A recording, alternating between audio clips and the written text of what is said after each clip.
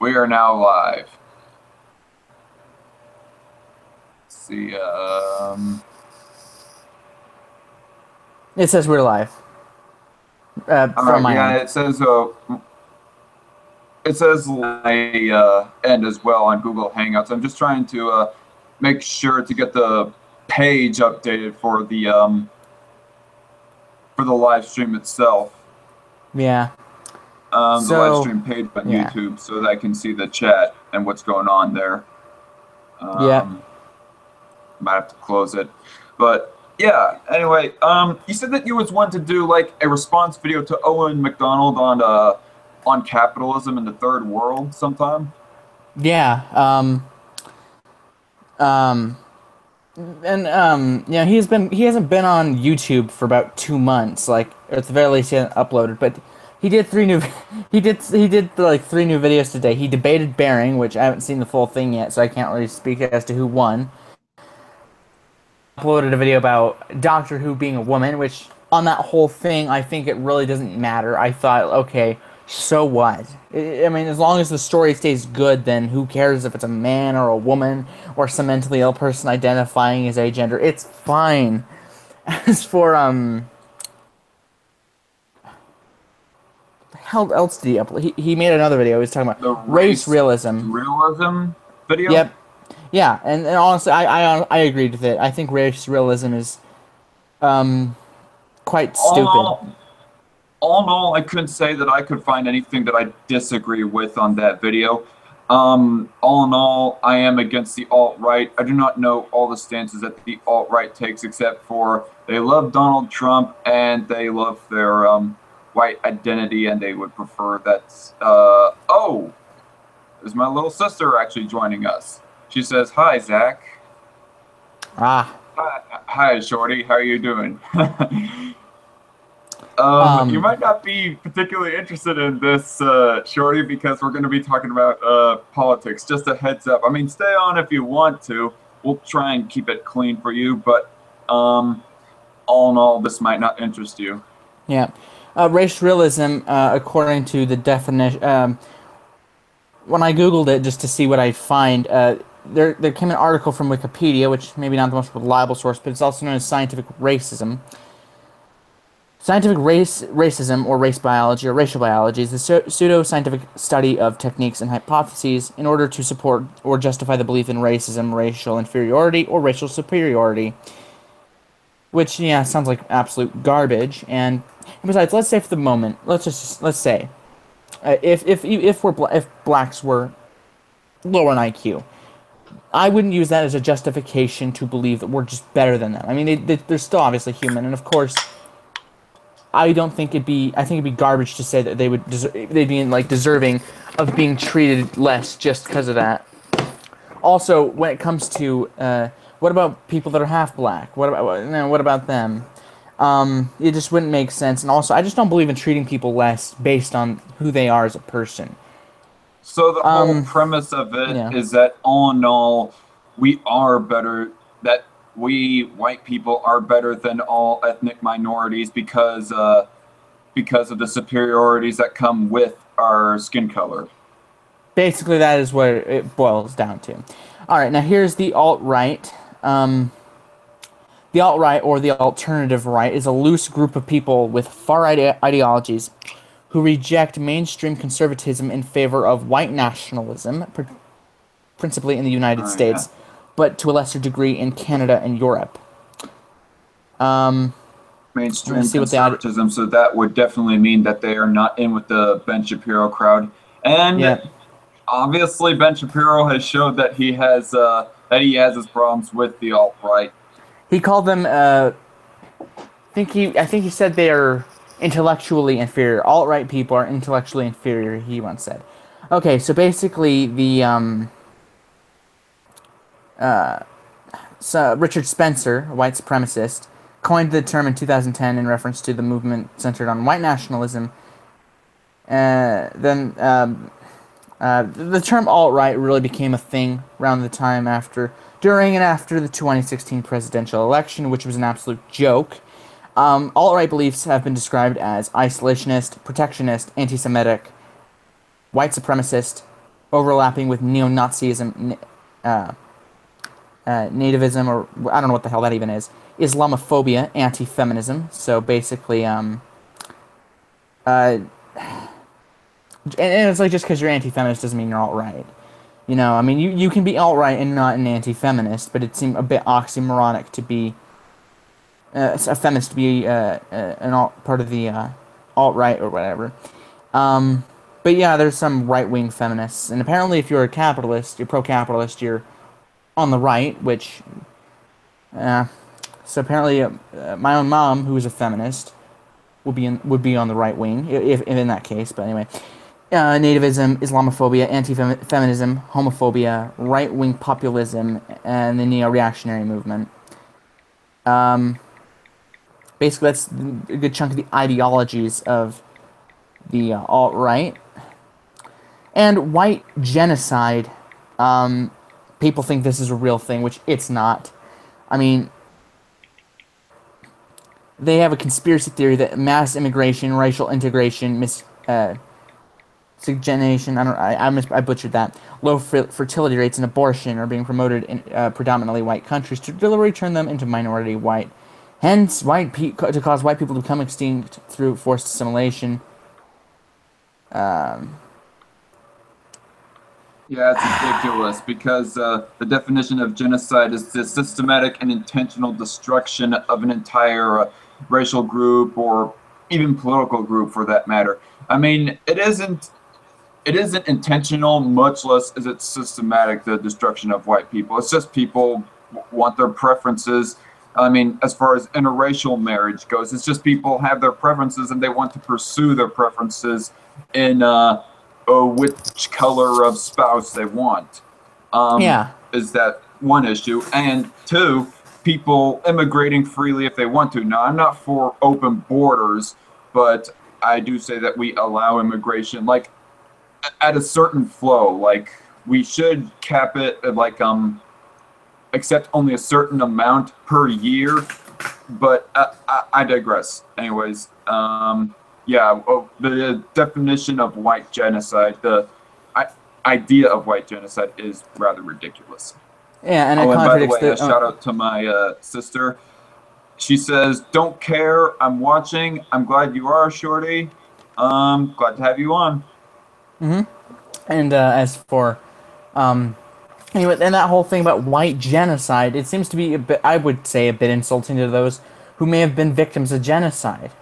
That people just diluting the word and just throwing around all these other bullshit terms. You know, it's like, you know, do these people even know what genocide even is? I guess I'm gonna take a look at the definition itself because I think there may have been some other terms.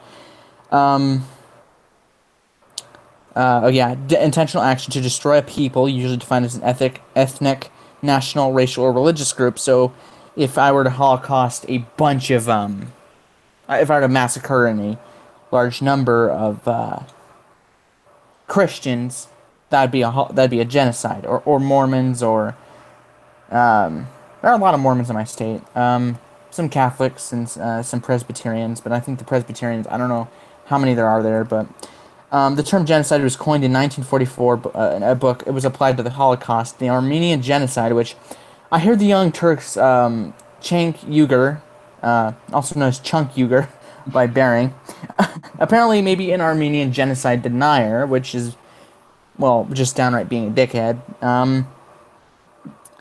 And I don't get those who deny the Holocaust. The Armenian genocide. I like that term, Chunk Uygur. I was really surprised to hear that he was denying the existence of the Armenian genocide. There's been a lot of genocides, Rwandan genocide, Guatemalan a lot of genocides I've never heard of. Armenian genocide I have heard of, and international prosecution of genocide. This is of course from Wikipedia, so I take everything here as a grain of salt, unless it's been Brother. like the only time I would ever use Wikipedia as a source is if you'll see little tags on some keywords they'll highlight, and if you click on those, there are citations of where you can verify where this Wikipedia article is actually usable. Like if I'm making, I did a fact checking a Vegan Gains video about Islam, and yeah, he was pretty correct there. Um, which coming on to what you said about open border, it doesn't work.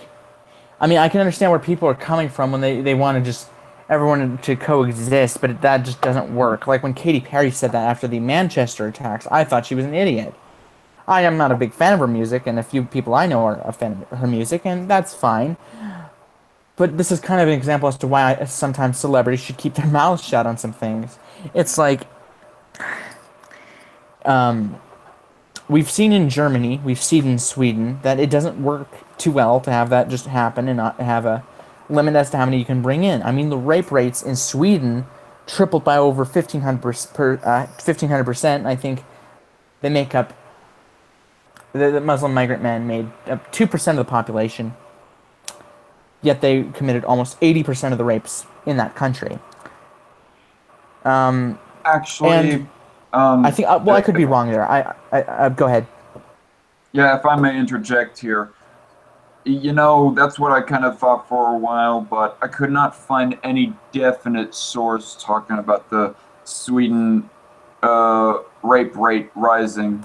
I'm Let me see if I can find try it. and keep a lookout for articles talking about the rate of rapes happening in Sweden, but Yeah, and there's I believe there has been cases where because they were migrant men and in their native country they may not have been told that rape is something you should never do. That sometimes they might be let off. So maybe you could argue that a rape culture would exist in Sweden, and in the Middle East they'll execute victims of that type of crime, which is backwards thinking. So yeah, you could also argue that there's a rape culture there, and people have argued on the topic of rape culture, one that is extremely depressing, but maybe you could argue, maybe people have said maybe there could be a rape culture when it comes to men being the victims because people tend not to take it as serious when it comes to a man being the victim. They'll make excuses.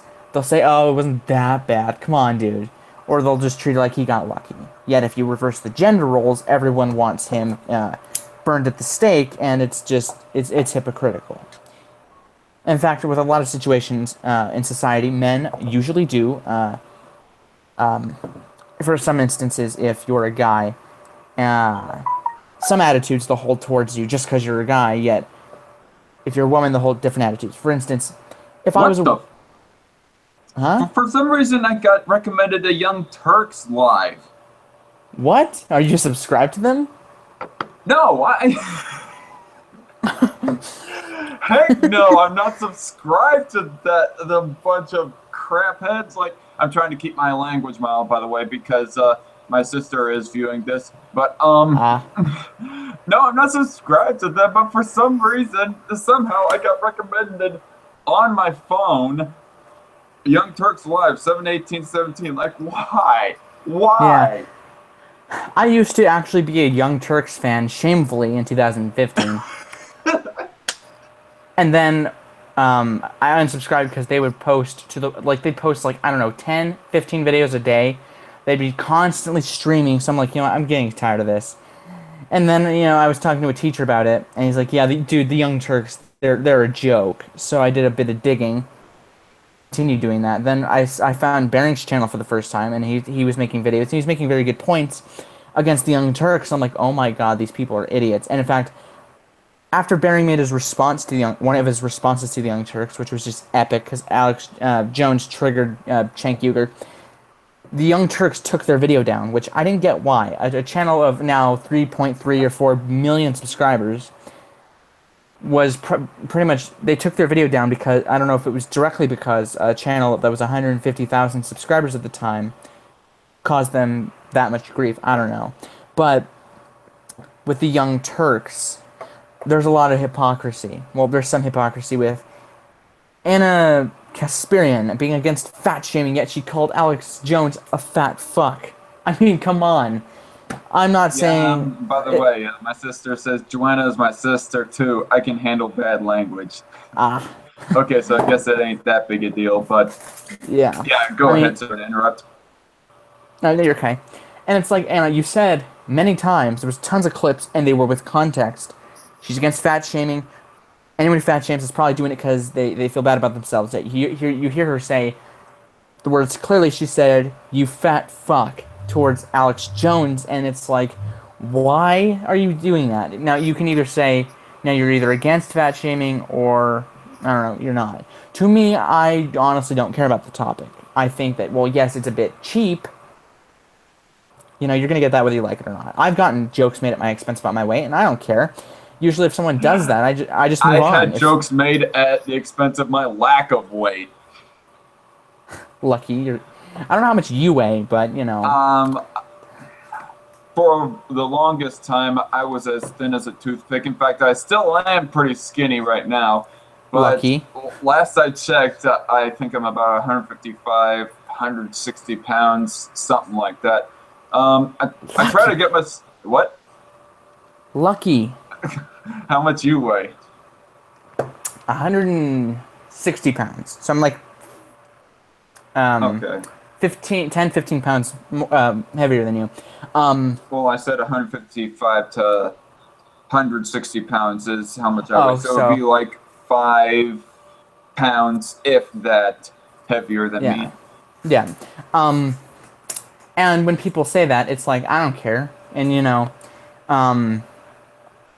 and usually when people call me that, they're like skinny little twigs. So if I were to get into a fight with them, all I'd have to do was just sit on their stomach, and they'll be like, I give up. Only had to do that once, and it was just great because I'd gotten done with tackle football, so I didn't break any bones. I just like tackled the person because he spit on me. So I mean, if you do that, then then all gloves are off. And then the Young Turks were going against Donald Trump, and they couldn't handle the fact he had won. And they were making this weird analogy with Hitler and a poem. If they came for those guys, then they came for those, then they came for me. And when they did come for me, there was nobody else to help me. I don't know how exactly it went, but that's the gist of it. And War Corpse made a video about it, and he got, that's the most views he's ever gotten. Lucky, you know. And speaking of him, he's changing his style of content a little bit. Maybe temporarily, where he'll have a face cam, the screen ahead, and it looks pretty nice, to be honest. Too bad he got a strike because of Cynthia G. One of her fans flagged his video, which every time he brings her up now, the hate speech. I don't know if it was harassment or harassment and bullying or hate speech, but you know, I mean, what if making some jokes at her expense? He didn't say anything racially insensitive, but if making jokes at her expense is hate speech, then what she says about white people is definitely hate speech, if we're going to be logically consistent. I mean, she calls white people Caucasoids and Neanderthugs, and she'll use other code terms in order to spread her anti-white message without YouTube shutting her down. She did get her Twitter suspended, so Twitter was a little more switched on in the mind than YouTube. Yeah, I don't know that much about Cynthia G, honestly. Oh, I thought about making some response videos to her, but when I watched the video to see if I have enough material to make fun of, I just see myself getting pissed off, and it's like, nah, it's not worth it. Also, it seems like War Corpse has he'll deal with her, so you know, and yeah, honestly, at least Owen Macdonald has some manners when he's making his videos, right? Yeah, and he's not he's not anti-white, because he said to me in a Twitter conversation that was public, which it's a gem. His Twitter feed is a gem of just cringe, anti-capitalism bullshit and pro-feminism bullshit. Not as much as it used to be. And I think I might have a debate with him in the future about Nazi punching and whether it's ethical and whether you should do it. And I think I could easily take him on there, because he's going to have to answer as to why it's okay to break the law in that sense. He says, like, I said to him, dude, like, repeatedly, like, come on, Owen, it's against the law to punch a Nazi. As much as that Nazi is an idiot, like, if you were a Nazi, I wouldn't hit you. Because, number one, if you had a weapon, you would be legally justified in shooting me. And it's just a bit childish to just run up to someone who isn't hurting you and just punch him in the face. Like, yes, it was funny when Richard Spencer got punched in the face, and the remixes were priceless. But at the end of the day, it's against the law, and if you can't 93 said this best in one of his videos.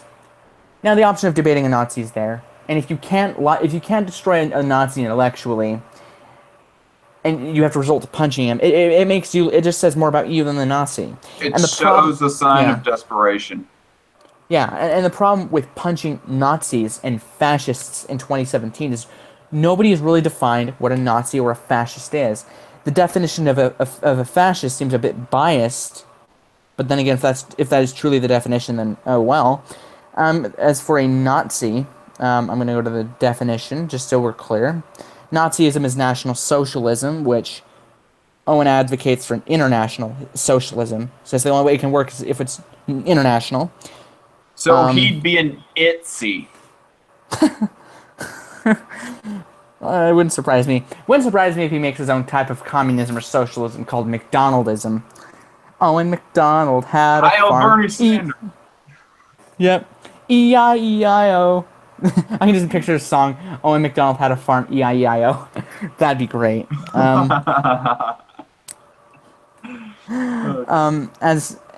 Okay, so just there's apparently an American Nazi Party, which I think I think we did talk about that last stream.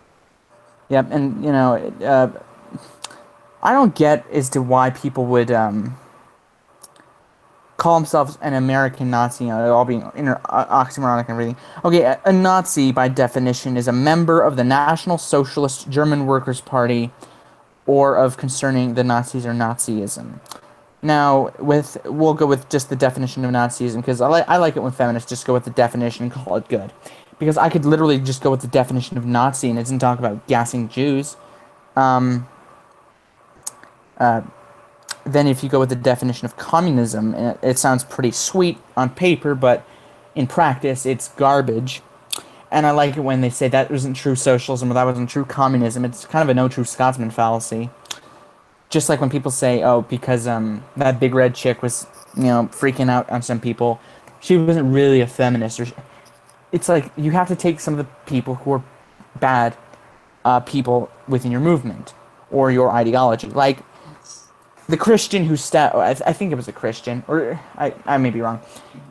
Like, yeah, okay, Dylan Roof, I believe, was a Christian or is a Christian. You know, when he shot up a church full of black people.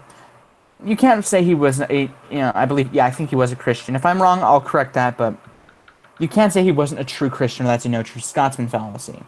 It's like saying that wasn't a true Muslim who shot up a nightclub in Orlando. You have to take some of the bad people in movement, like, what the hell? As an atheist, like, there's some bad atheists on YouTube. There's some bad atheists in real life. Amazing Atheist, I don't think is a bad atheist. A bit greedy, you know. I ain't gonna pay a couple bucks to watch him criticize a movie I've never heard of, so, or at least haven't seen. But actually, you know, TJ, he all in all seems like a well, yeah. I won't. I was about to say decent guy, but actually, yeah, all in all, he seems like a decent guy. A little bit overly obnoxious, maybe rude some or a lot of the time, and I really do get a kick out of his content sometimes. As a Christian, I mean, it's just that he bleeds so much charisma that it's really hard to out and out hate the guy. I mean, that guy T actually made a response video to him on gun control, and obviously I'll disagree with him on that.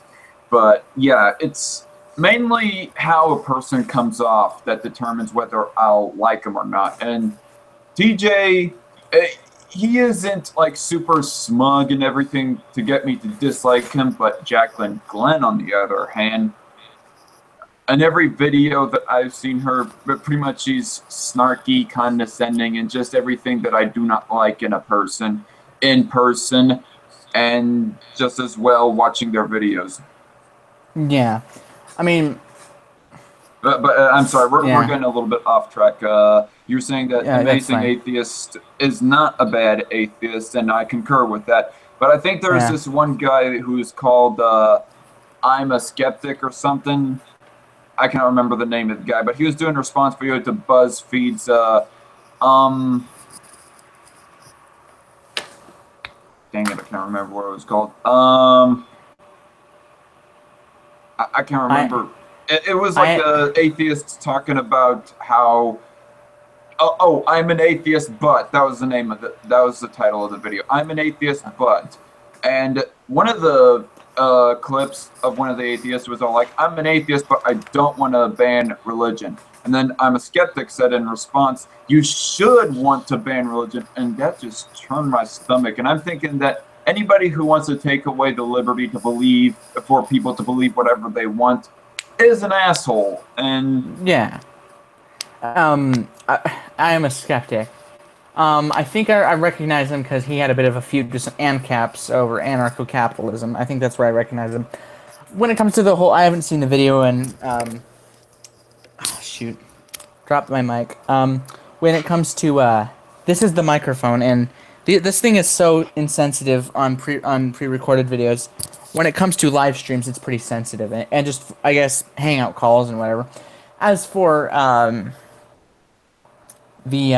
a skeptic, I like to see that video because that sounds really incredibly stupid, because it's like, I might not agree with Christians, Muslims, and all the other 4,200 religions, which I think it's ridiculous to have that many.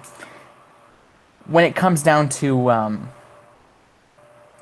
I'd have to say, the right to believe in whatever religion you want, I think that right should be always preserved. Even if there's some Christians who I absolutely hate with a passion, there's some Christians who are alright people like you know, I mean, we might not agree on whether there's a God or not, but at the very least, you're not, you know, I mean, at the very least, you make good points on topics like gun control, which doesn't work. Gun control doesn't work because a large number of the crimes that are committed usually have weapons that were illegally obtained. So if we were, let's say some people wanted to ban guns, well, what about guns that are illegally obtained? You're not going to be able to combat that. Yeah, I haven't really done a statistical video about gun control. I mean, the one gun control video or gun rights video that I done was in response to Kyle Kulinski, who was trying to lie about the origins of the Second Amendment. I featured a clip of that very video in my channel promo. It was like the one at the beginning where Kyle was all like, the purpose of the Second Amendment was to stop slaves from escaping north in Virginia. What? So well, like that boggled my mind. What? Yeah, go ahead and like see the full video yourself. Like the title of it is "The Second Amendment was for slavery." No. Yeah. And he ignores the many quotes from particularly Thomas Jefferson. Like, if I had to point out any one founding father who was the biggest advocate for gun rights, I would have to say that it was old TJ, not Kirk, but Thomas Jefferson, one of our founding fathers. And yeah, in the response to that one line, nobody mentions that the founding fathers never mentioned that the Second Amendment was for people's self-protection against criminals or the government. And then I say in response to that, no, here is a quote from Thomas Jefferson saying differently from what you're saying, from what you're claiming. I cannot remember the exact quote, but it goes roughly like, what people can preserve its liberties if they do not preserve the right to defend themselves? Let them take arms. Yeah. And it was a letter to James Madison. James Madison was one of the creators of the Bill of Rights and the Constitution.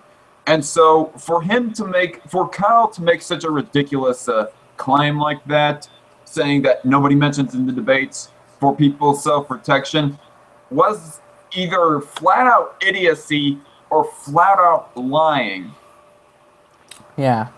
And in your pro-capitalism videos against Owen Macdonald, which I do remember in the first debate, it was about feminism. I can't remember when exactly. I think around the 3-hour mark he brought it up. I still can't believe it was almost 4 hours. That was insanity. The thing that I thought was particularly surprising when he did, well, me and him would bring up capitalism, communism, and socialism because he debated War Corps on it. And then me and him started talking about Marxism and all this other stuff. One thing I noticed is he brought up the economy under capitalism is going to be on another economic recession. And I really wish I would have brought up the point that, you know, maybe we could bring ourselves out of it like we did the first time. And while yes, capitalism isn't perfect, it's the only thing that's worked. You've never seen anybody risk climbing a 15-foot wall to escape a capitalist country. And it seems like this is just comrade logic. That if the system does, like if, let's say, Venezuela is a socialist country, and if, let's say, they're about to probably enter themselves into an economic disaster, with, if socialism did work in Venezuela, they would call it true socialism, but since it's not, they're of course going to say, no, that was not true socialism, and then they'll just dig their head in the sand just to deny reality. I do understand. I think there's a few socialist things like the NHS in the UK, I believe, and Social Security in the United States and other places. And I'm fine with Social Security. And I've never really heard your thoughts on welfare. I have no issue with welfare. I think there should be a time limit, like 5 years, and then you're done forever, and you must be seeking a job if you're unemployed at the time. Other than that, I certainly don't agree with Riley Dennis on welfare. That's for sure. I mean, no, you don't need you don't need books, TV, movies, video games, fast food, soft drinks, and all this other stuff while you're on welfare. That, I think, should not be allowed. As for saying, oh, you're not really homeless, you have a fridge or a microwave, I would disagree. Yeah, you are. I mean, poor, not homeless. Yeah, you can be homeless and you can have a refrigerator. Magic. As for being poor, yeah, sure. There's like, it was surprising to hear that so many, there's like 11 or 12% might go without a refrigerator, microwave, which I don't know how you exactly could deal with that. I think you'd have almost no food, buy some food, and you'd have to eat it later that day, or it goes bad, unless it's non-perishable. But it was ridiculous for him to say, for Riley to say, and I refer to him as a him until he actually gets the sex change.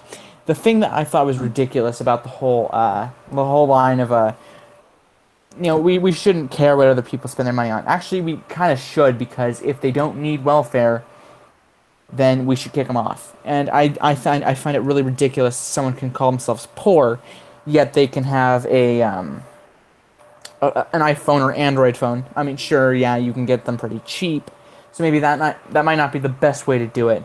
But if you're able to have an Escalade, yet you're poor, maybe the Escalade is to blame. And for me personally, there was times in my life where, yeah, I was poor. Fortunately, that's not the case for me anymore. Yeah, I can't find the video that I was talking about earlier. As for I haven't gotten the chance to watch your "Was Jesus a Communist" video, which. Oh. As for I never did understand. You, I don't mean to put words in your mouth, but you couldn't care less, could you? About what? About whether or not Jesus was a communist.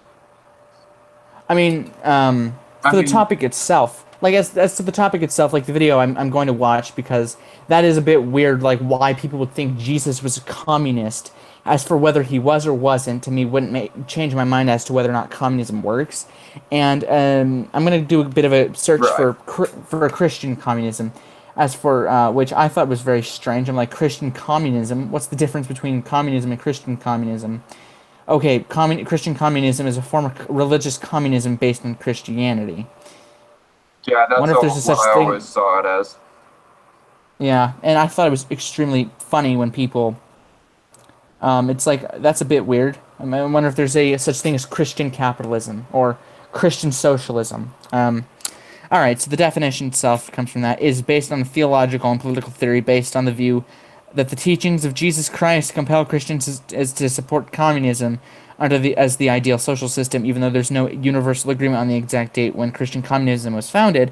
Many Christian communists assert that evidence from the Bible suggests that the first Christians, including the apostles, established their own small communist country in the years following Jesus' death and resurrection. As such, many advocates of Christian communism argue that it was taught by Jesus and practiced by apostles themselves. Independent historians confirm it, even though I'm not sure if will give any, like, which verses it came from. Which, by the way, how's my audio and video quality on your side? Your video quality is coming across very well. Like, I'm not actively looking at the Google Hangouts here to see your face. I'm just mainly listening to you. All As right, and far as how's your video quality goes, your video quality is all right. all right? How about my audio? Because just in case. Well, like I said, audio is Ah, good. all right. Jewish communism. Oh, there really is that Jewish communism. Okay, let's see about that. Um, Jewish Bolshevism. It redirected from. Uh, Also known as Judo Bolshevism, is an anti-Semitic and anti-communist canard which alleges that the Jews were the origin of the Russian Revolution and held the primary power along Bolsheviks. Oh, let me make sure I got that right. See also that's a bit weird. It's Jewish communism, yet it included anti-Semitism there. Um, I don't know if there's any Islamic communism, which if there is, there's too many. Of that. I think we don't need 4,200 religions. They started out branching them off, Lutherans, and I can't remember the story of why that started off. I think it was just some guy fed up with his church and he started his own type of version of whatever religion he was a part of. I might be wrong there. I cannot remember off the top of my head. Um, Christian anarchism and egalitarianism. Hmm. That's a bit weird. Why they would include the Christianity that much? I'm gonna do a Google search. Maybe if there's an actual Islamic communism, I'm going to laugh. Um, which would Islamic view on communism? Okay, okay. There's a such thing as Islamic socialism, which um that okay. Islamic socialism is a term coined by various Muslim leaders to describe a more spiritual form of socialism. Muslim socialists believe that the teachings of the Quran and Muhammad, especially zakat, are compatible with principles of economic and social equality. They draw inspiration from the early Median welfare state established by Muhammad. Muslim socialists found their roots in anti-imperialism. Muslim socialist leaders that believe in the derivation of legitimacy from the public. Okay, so that's the definition of Islamic socialism. It's very weird that they would insert religion with communism and socialism. Um, you know what's really funny about these young, like Owen's age, he's 18 and I'm about to be 16 in 2 months. You know, he called me a 12-year-old because I may have insulted him a little bit on Twitter, and I'm like, sarcastically saying, "I'm 2 years younger than you, man. So fight me." Hang on, I'm gonna have to mute myself.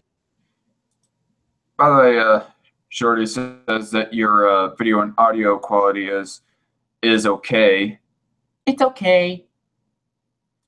And it's kind of funny because apparently during this stream, for some reason, I just lost a subscriber. Do not know what that's all about. Don't know who and how I would have pissed off somebody to the point of wanting to unsubscribe. Oh well.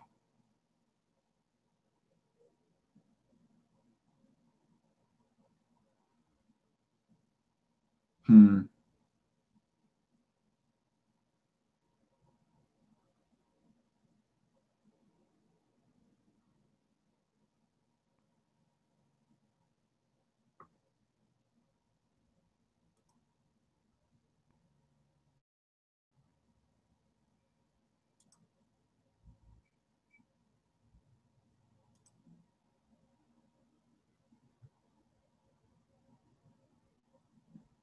Why again are you muting yourself, fast man?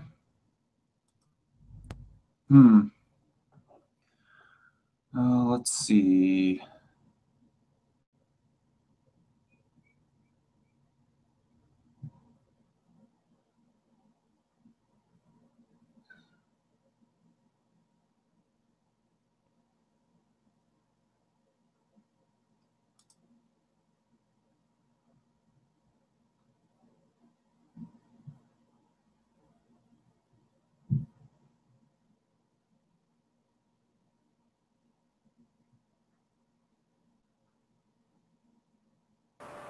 Okay, I just had to... Father's on the roof. I don't know what he's doing, but he needed a screwdriver. So, okay, so you had to leave the computer for a little bit? yeah, I don't remember what is exactly last saying before I had to quickly, depart for a sec. What? I don't know what I was last talking about before, I left for a brief minute. I can't remember exactly either. But I was just saying that apparently I lost a subscriber during this live stream. I do not know who and how I would have pissed somebody off to unsubscribe. Maybe I had somebody who was like an in-the-closet communist that just subscribed me for who knows what reason. Yeah. Oh well. Yep. And so we were talking about Christian communism for a bit there. Yeah. All right. And I want to like quote you a verse, like in one of my videos talking about communism. Actually, the video was titled "Stephen Crowder's School's Sargonavakad. Was Jesus a communist?" And in the verse, one moment here. The verse says in Acts 4:32 through 36. And the multitude of them that believed were of one heart and of one soul. Neither said any of them that aught of the things which he possessed was his own, but they had all things common. And with great power gave the apostles witness of the resurrection of the Lord Jesus, and great grace was upon them all. Neither was there any among them that lacked. For as many as were possessors of lands or houses sold them, and brought the prices of the things that were sold, and laid them down at the apostles' feet, and distribution was made unto every man according as he had need. And Joseph, or however you pronounce that, who by the apostles was surnamed Barnabas, which is being interpreted the son of consolation, a Levite, and of the country of Cyprus. That verse was quoted to me by the guy who was like confronting me on, or commented on that video. And if you read the verse, it almost does seem like a maybe like a hippie, something like that. And I do find yeah, that does kind of sound like it. Hang on a sec. It does sound like that they might have been in like a hippie commune of sorts, but it doesn't mention anything about them setting up a system of government where they forcibly took from one person to give to another. And also, if you read like the beginning of that passage, it said that all the people were of one soul and of one heart, well, of one heart and one mind. Well, whatever wording they use, one soul, one heart, one mind. So basically, if you interpreted that, it would mean that they basically all agreed with one another. And the problem is that, that's my phone going off, is that not everybody agrees. Like, there are some among us who will want to use the money that is given to them via welfare because for the good of the commune, who will use that money to go and buy crack. Whereas that person who is contributing his money to the good of the commune, the community, doesn't agree with that. Yeah. So the only way that I could see that maybe Peter, and by the way, this is like after Jesus had died, the only way that I could see Peter advocating for this form of living, and not government, but living as if people were of one heart, one mind, and one soul.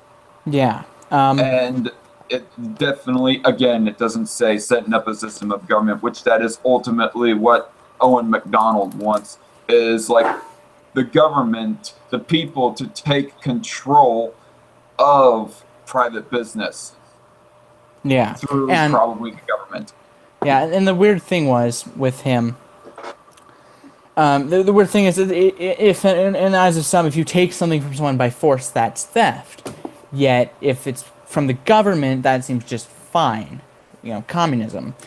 He said that capitalism breeds fascism, even though capitalism is about the individual, and fascism is pretty much total dedication to the state. Something like communism. And he said other ridiculous things, like I remember the whole capitalism is animated video games. Like, I have a few games I'm gonna show off right here just to maybe make a point as to how ridiculous that is. And yes, I do like my video games, and not like War Corps where I'll display them on my shelf. Grand Theft Auto 4, which is a bit of a pain in the ass at some levels. Episodes Liberty City, the quality is pretty much the same. There was a giant leap from quality when it came to Grand Theft Auto 4 and episodes Liberty City and a game like Grand Theft Auto 5. Major difference, and some neighbors at the door again. What? Oh. Okay. I guess he was needed elsewhere again. All right. I'm coloring while watching P. Okay, that must have been a typo. I'm coloring while watching this like a 2-year-old. Like a 2-year-old. That doesn't seem very 2-year-old-ish, Hannah. Or Shorty. I just exposed your real name. Excuse me there. Doesn't seem very 2-year-old like for you to be able to color and watch movies. Like I watch movies and draw my comics like all the time, almost whenever I'm watching Netflix. Sorry, I was just talking to my sister there. She was all like, "I'm coloring while watching this like a 2-year-old," and I was saying to her, "It isn't very 2-year-old like for you to be coloring and watching some at the same time," because as I just got done saying to her, I like to draw comics, and while watching Netflix, I'll be drawing those comics, like doing two things at the same time. Yeah. What was we talking about? Oh yes, we were talking about capitalism and video games. Owen Macdonald's video specifically on that. Yeah, and a lot of people took issue with that. In fact, I remember, it's like he was whining and sniveling about capitalism being an evil enemy to video games. If someone wants to buy a garbage game, they can go ahead and do it. It's their money, and if that is what makes them money, then oh well. Also, how would exactly socialism and communism help video games? And I don't know if you got a suggestion to do the capitalism is an enemy to the working class. I don't know if I suggested it or you just decided to do a response to it. I think somebody else might have recommended that. I cannot remember exactly the story behind that. Maybe I just saw it and then I decided, oh, screw it. Just gonna respond to it. Yeah, and the only reason I took really issue with this abortion video was it was basically saying if you're a guy, your thoughts on it don't matter, and there was a need for feminism, even though abortion's never going to go away. Shut down all debate on abortion, basically. Yeah, that's basically the way he'll go. And I'm glad that he is open to debate. Like, I don't hate the dude. He might be an annoying little bastard sometimes, but he is human. But at least he's not like Steve Shives, right? Yeah, he has an open mind. For a very long time, War Corps is the most popular person he ever debated. Then it was Bearing Today, who has like almost, I think he has over 350 or 60,000 subscribers. He has 375,000 right now. He's getting up to the 400K mark pretty soon. Yeah. And then, he, for a while on Twitter, he would tweet about my videos. He'd tag me, so I'd specifically see them. I made a joke one time that this one troll, Chad Sexington and Christy Winters, were his parental figures. Then I edited a family portrait of them together just to make a joke. It was great because this guy, Chad Sexington, I may have made a bit of a dark-hearted joke at his expense, and I didn't feel bad about it. And then I don't know. I don't think I made any jokes at Christie's expense. I did use the animated picture, an animated picture of her that Bearing uses, and she does seem to have a bit of a hate boner for Bearing. I mean, it's like, Christy, come on, it's old news, whether he doxed himself or not, and I don't think he did. Him saying that, oh, I'm not that hard to dox, not only it doesn't make it okay, that's not him doxing himself. And he calling himself Patrick, that isn't doxing himself. His last name, which he didn't seem like that'd be kind of I'm not gonna say his last name on the air, but I went to the Encyclopedia Dramatica page, and they had his alleged last name, which I was like, oh, that's his last name. Didn't really think that would be it, but I remember when he did a stream with one of the Candid people, and she called him by his first name, which I would never give my first name if I were him. And your webcam went out. Okay, your webcam went back on. It went out for a split sec. Okay. Yeah, and then you know me, I'm giving both my first and last name, or at least the nickname of my first name. You can see like my full first name on my Twitter, which is probably a bad idea. Zachariah, is that how you say it? Well, we pronounce it Zachariah, but it's either way. Just call me Zach. Yeah, I mean with my name, I guess I got it. Yeah, like with my actual name, that's what inspired the S Man Speaks thing, is because my actual name, both first initials of my first and last name are the same. So I was like, I'll just go with that. Also, I liked S Man because it seemed a little original. Then I looked it up on Twitter, and there's a ton of tweets with the word S Man in it. And I'm like, oh, not any users, but and then you got some people. I've only been accused of ripping off the Speaks part once. It was because of Onision, and some Onision fangirl was salty because I kind of made some jabs at her expense and her Lord and Savior Onision. And apparently you're also ripping off G-Man. Like there's literally a guy out there that's named G-Man. He is a black Christian, I guess. I do not know the guy entirely, but he's made some yeah, he focuses mainly on religion. I do not know much more about him other than that. Also, I was thinking of us doing like a co-op response to Owen Macdonald's Capitalism and the Third World, or excuse me, Capitalism and the Third World. I remember your last video called Owen Macdonald versus Zach Edwards. I'm thinking about making a parody video where it looks like you see the Hangouts and the opening screen. Then it'll just sound like you two are talking. It will just be a screenshot of his profile picture and yours, and it'll go back and forth. This is gonna be great.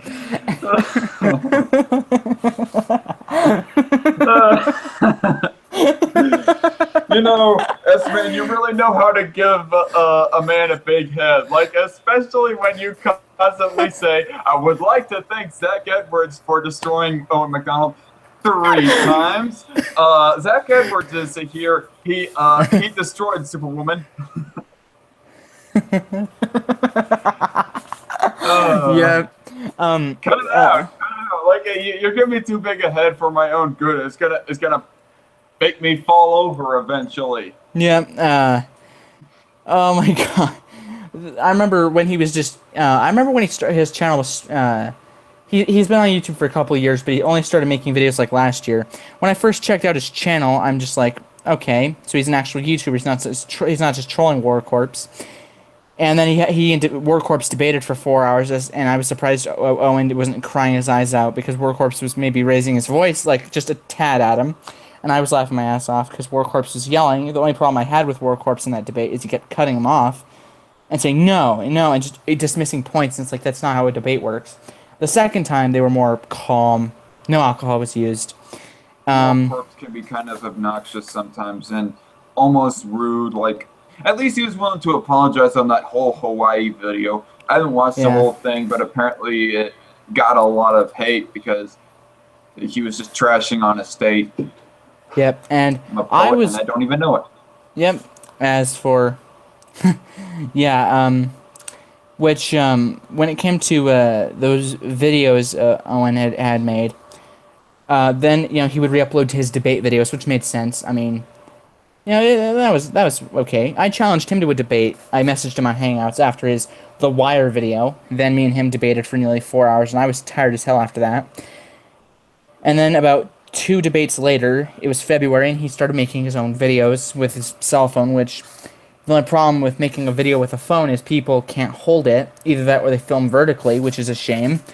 And he made 2 videos that day. I responded to the question of gender video, which it was just great because I paused on a very funny face, and I'd never laughed that hard in a YouTube video. Like the second, like other than Hangout I was in Hey, where I'd like to interject you here for a second. Shorty Girl says, yeah, he already has a big head. Don't make it bigger. She's talking to you, Les, man. She's talking to you. yeah. Oh, man. Yeah, this whole YouTube channel is apparently giving me too big a head for my own good. Yeah. My With ultimate goal is to hopefully get at least 100 subscribers by the end of summer, but we only have about 1.5 months left, and yeah, well, I just got to pick up the activity again. yeah, as for hold on a second. Okay, so as for I do Are you remember. watching one of my videos back Oh there? no, I'm checking the chat. I'm going to the chat itself. Oh, because I heard my Yeah. voice for a second there. Yeah.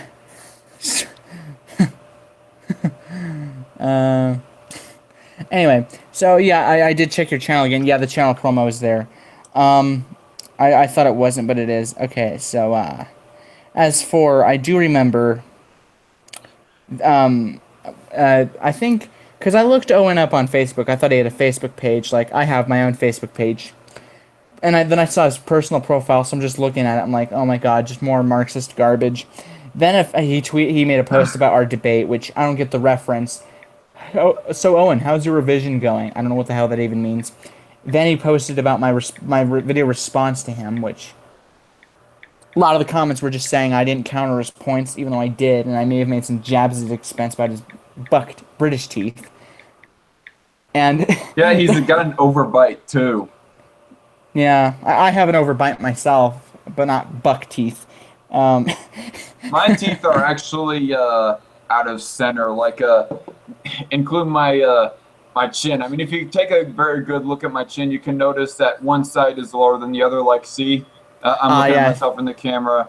Yeah. The left side is a little lower than the right side. And if you take a very close look, and I'm not gonna shine my teeth like real close to the webcam, but yeah, if you notice it, they are kind of crooked. Yeah. And it was so funny though, because it's like my video bothered him that much. I don't know if he just saw the face that he made. I put it in the thumbnail because I was like, this is hilarious. Which that is one of my most successful videos this year. Other than the girl who I responded to was bashing on Blair White and the omnipolitics dude. Those are some of my most popular videos this year. I don't know if he just saw the thumbnail or if he watched the entire thing. If he watched the entire thing, I probably sent his... The what? My first response to him was the gender video, which probably would have sent his... Sorry, to who? Owen. Sorry. Yeah, that's the video in question. My video on him has 247 views. It's almost 6 months old, from February of this year. The video I did on this girl who was bashing on Blair White, Sophie Rainbow, she threatened to flag my channel. She hasn't, but you know, I think it was very petty that she threatened to do so. 374 views. It was made the same day. I think the Super Bowl was on the 5th of February. I don't know. As for my video on omnipolitics, that was on the 15th of February, 624 views. So that video is going to be memorable for a long time. The only problem is, YouNow is glitchy and is kind of a piece of shit sometimes. My video on this triggered non-binary chick has nearly 160 views, so YouTube has been loving me for a long time. And every month since January, I've been getting at least one video with 100 views. And February and March were pretty generous months for me. Yeah, my most successful response / ranting video is, or at least in my opinion, is my AJ Plus wants more illegal immigration, because that video is kind of what helped boost up the activity on my channel. But I've had a few other successful videos that have got like at least 6 likes and over 100 views. Like response, hashtag more than a refugee. 152 views, 6 likes, 0 dislikes, 5 comments. Superwoman gets triggered by a mere troll. 175 views, 6 likes, 2 dislikes, 5 comments. Scrolling down here for just a second. I have to go to the next page to see another over 100 view video. Yeah. If I were you, I would include on the homepage the uploads, popular uploads, past live streams. Just like Okay. I've done that because people have, like, I've seen YouTubers do it. I'm like, all right, and I like the look I got. My most popular video was a reaction video. It was kind of a bit of a troll video, but I did give some commentary. It has 33 likes to 33 dislikes. Let me check the views. It's at over 2.6 thousand. 2,619 views. Which I liked it because the fact it got that many hits. I didn't really care if the dislikes outweigh the likes, because it's like, people who dislike my videos, it's like, you guys are giving me views, so you know what? If you want to hit that thumbs down button, be my guest. But you're only giving me incentive to continue. I mean, I'm glad I have almost 200 subs because, I'll be getting closer. Because every time I get closer to 200, it's like I know I'm going to get eventually closer to 3, 4, then 500. And if I do get to 500, I don't know, I might throw like a special stream. Like, I know I'm going to do a Q&A for 200, but if I get to 500, I might do like a 4-hour stream. I don't know. But I'm going to have to find a ton of articles to rant about for 4 hours. I did help a buddy for his 40 subscriber special to go for 4 hours, and he fell asleep near the end because we were trying to beat War Corpse's record. So we decided we were going to beat War Corpse's record, then end the stream, and then like we left because he was asleep, and we're like, we're gonna let him sleep.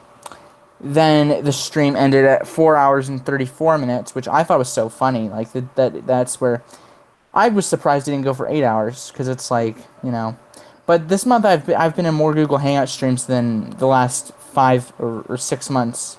Yeah. Which I find it so hard to believe that my first debate was 6 months ago. It feels like such a long time since then. I mean, I've debated 2 other people, and I've held my second debate today. Second debate today with who? This girl, username invalid. It was about whether or not, who are we to say? Basically, the topic was about gender. It wasn't about if there's more than 2. It's about whether or not we can invalidate other people's experiences. And, man, 6 months ago, my first debate. That is so hard to believe. I remember when I was, If I continue here, sorry. No, you're cool. Go for it. Actually, AJ Plus Wants More Illegal Immigration is by far my most successful response video. 263 views, 8 likes, 1 dislike, and 5 comments. That is the most likes that I've got in a response video. I mean, the only other videos that I would have more likes are videos that are titled "Person Destroys Other Person," like Milo Yiannopoulos comedically smacks up BLM heckler, Austin Peterson destroys Gary Johnson, which both of those videos are about, have over 10 likes, both of them, and are about to reach up to 1,000 views. Yeah, and then there's my, and probably my second most successful response video is Sargon of Akkad versus David Pacman. The Young Turks are falling apart, and clickbait titles. 246 views, 1 like, 5 dislikes. And it was kind of a rambling. It wasn't very substantive. I wouldn't really blame people for disliking it. Yeah. But it's whatever. Yeah. And there's also my one video that I got Tasteless opinion or attention on was Kyle Kulinski is a hypocritical coward. Hashtag Crowder versus Kulinski. 3 likes, 3 comments, and 165 views, and 13 dislikes. There are no comments on that video. There are no comments on that video trying to invalidate the points made in that video. And basically, I do not know if you've seen the video yourself, but the video is about how years back, Kyle Kulinski, he criticized Pat Robertson for discouraging his own viewers to debate atheists. And Kyle Kulinski calls him a coward, basically, for that, and I agreed with him. But on the other hand, Kyle, you are also a coward for denying to debate Steven Crowder and Ben Shapiro and other conservatives like that. That was Yeah. what the video is about, and all the secular talk fanboys, I guess, are just going like on the dislike button and not actually putting up Watching. any valid points. But Yeah. The video you made, it's from August 14th, 2016. Stephen Crowder, school sargon of Akkad, in quotation marks, Jesus was a communist. 830 views, 10 likes, 18 dislikes. Yeah. yeah, that's the most disliked video amongst them all. I do not know how I did not get the attention of Steven Crowder fans, but apparently I attracted more of the attention of Steven Crowder haters, and he obviously does have a big hate base, honestly.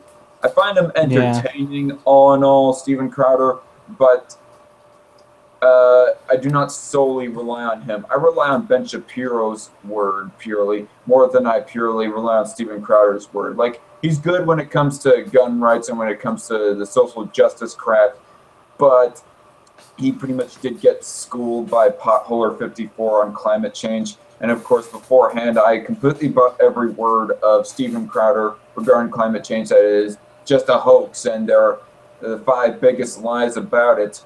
And then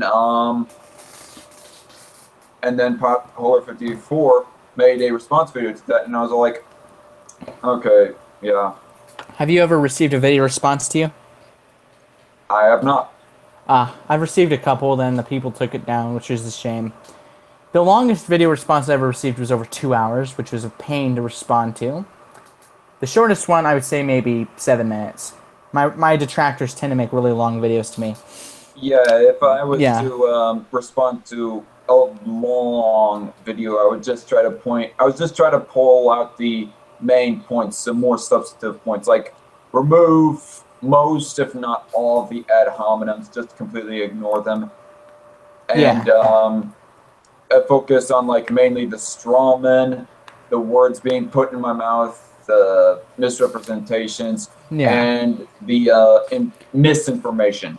Yeah, I mean, with Owen Macdonald, he made some videos about logical fallacies like argumentum ad populum and ad hominem attacks, yet he kind of did attribute motive on me and some other guy I was in a stream with, which is a special form of an ad hominem attack. He called me a rape apologist because I said everyone is responsible for their own safety, and putting words in my mouth. So basically, strawmanning me and putting a bit of attributing motive to me again.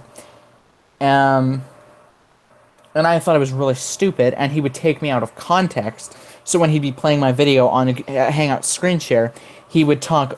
Sometimes I'd hear him talk over me or laugh, and he would muffle basically what I'm saying, and then say, "Man, he said this," or it's like, out of context, yeah, it'd sound terrible, even though in context it's not. And it was like, come on, dude. He's called me immature, yet he believes in punching people who didn't do anything to him, who I have a don't. question regarding Owen. Like, does he believe that if you are to insult somebody, that you have basically just lost the argument and that you're getting desperate? Oh, sorry. I guess you're busy with somebody. Okay, I'll wait.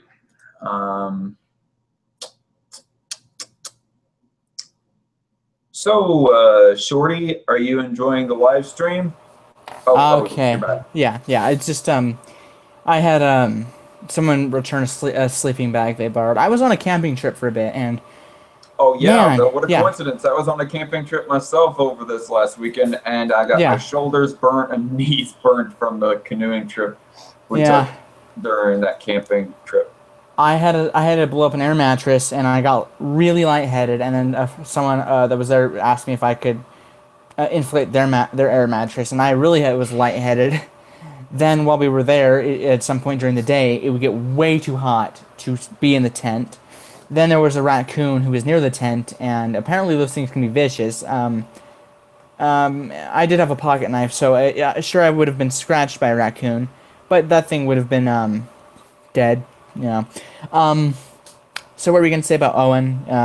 You were gonna Oh say yeah, something. I was wanting to ask you, like, during any of his live streams with you, has he ever said to you basically that if you go calling people names, if you shout and whatnot, that that is a sign of desperation and that you know that you're losing the debate? Um, Not in those specific words, but he kind of did say like in some of his live debates, like with War Corpse. I remember War Corpse said, you know, dude, I can give you some pointers to make fun of me. And Owen's like, well, that would really detract from my criticism of you. I focus more on what you say rather than your appearance, like your weight, for instance. Saying it like that in his first debate, which is 4 hours, and then he goes attributing motive as to what I'm thinking, saying I'm victim blaming because I say everyone is responsible for themselves, and tells me that I basically don't really want to fight against gender inequality when it comes to, for example, the comment section. If a woman receives more compliments than a man, yet he seems like he doesn't want to fight if you are genuinely being paid less and you're taking it to court and your bosses might hate you a little bit. He seems like he doesn't want to fight. So he's like criticizing me for not wanting to fight the alleged gender inequality there.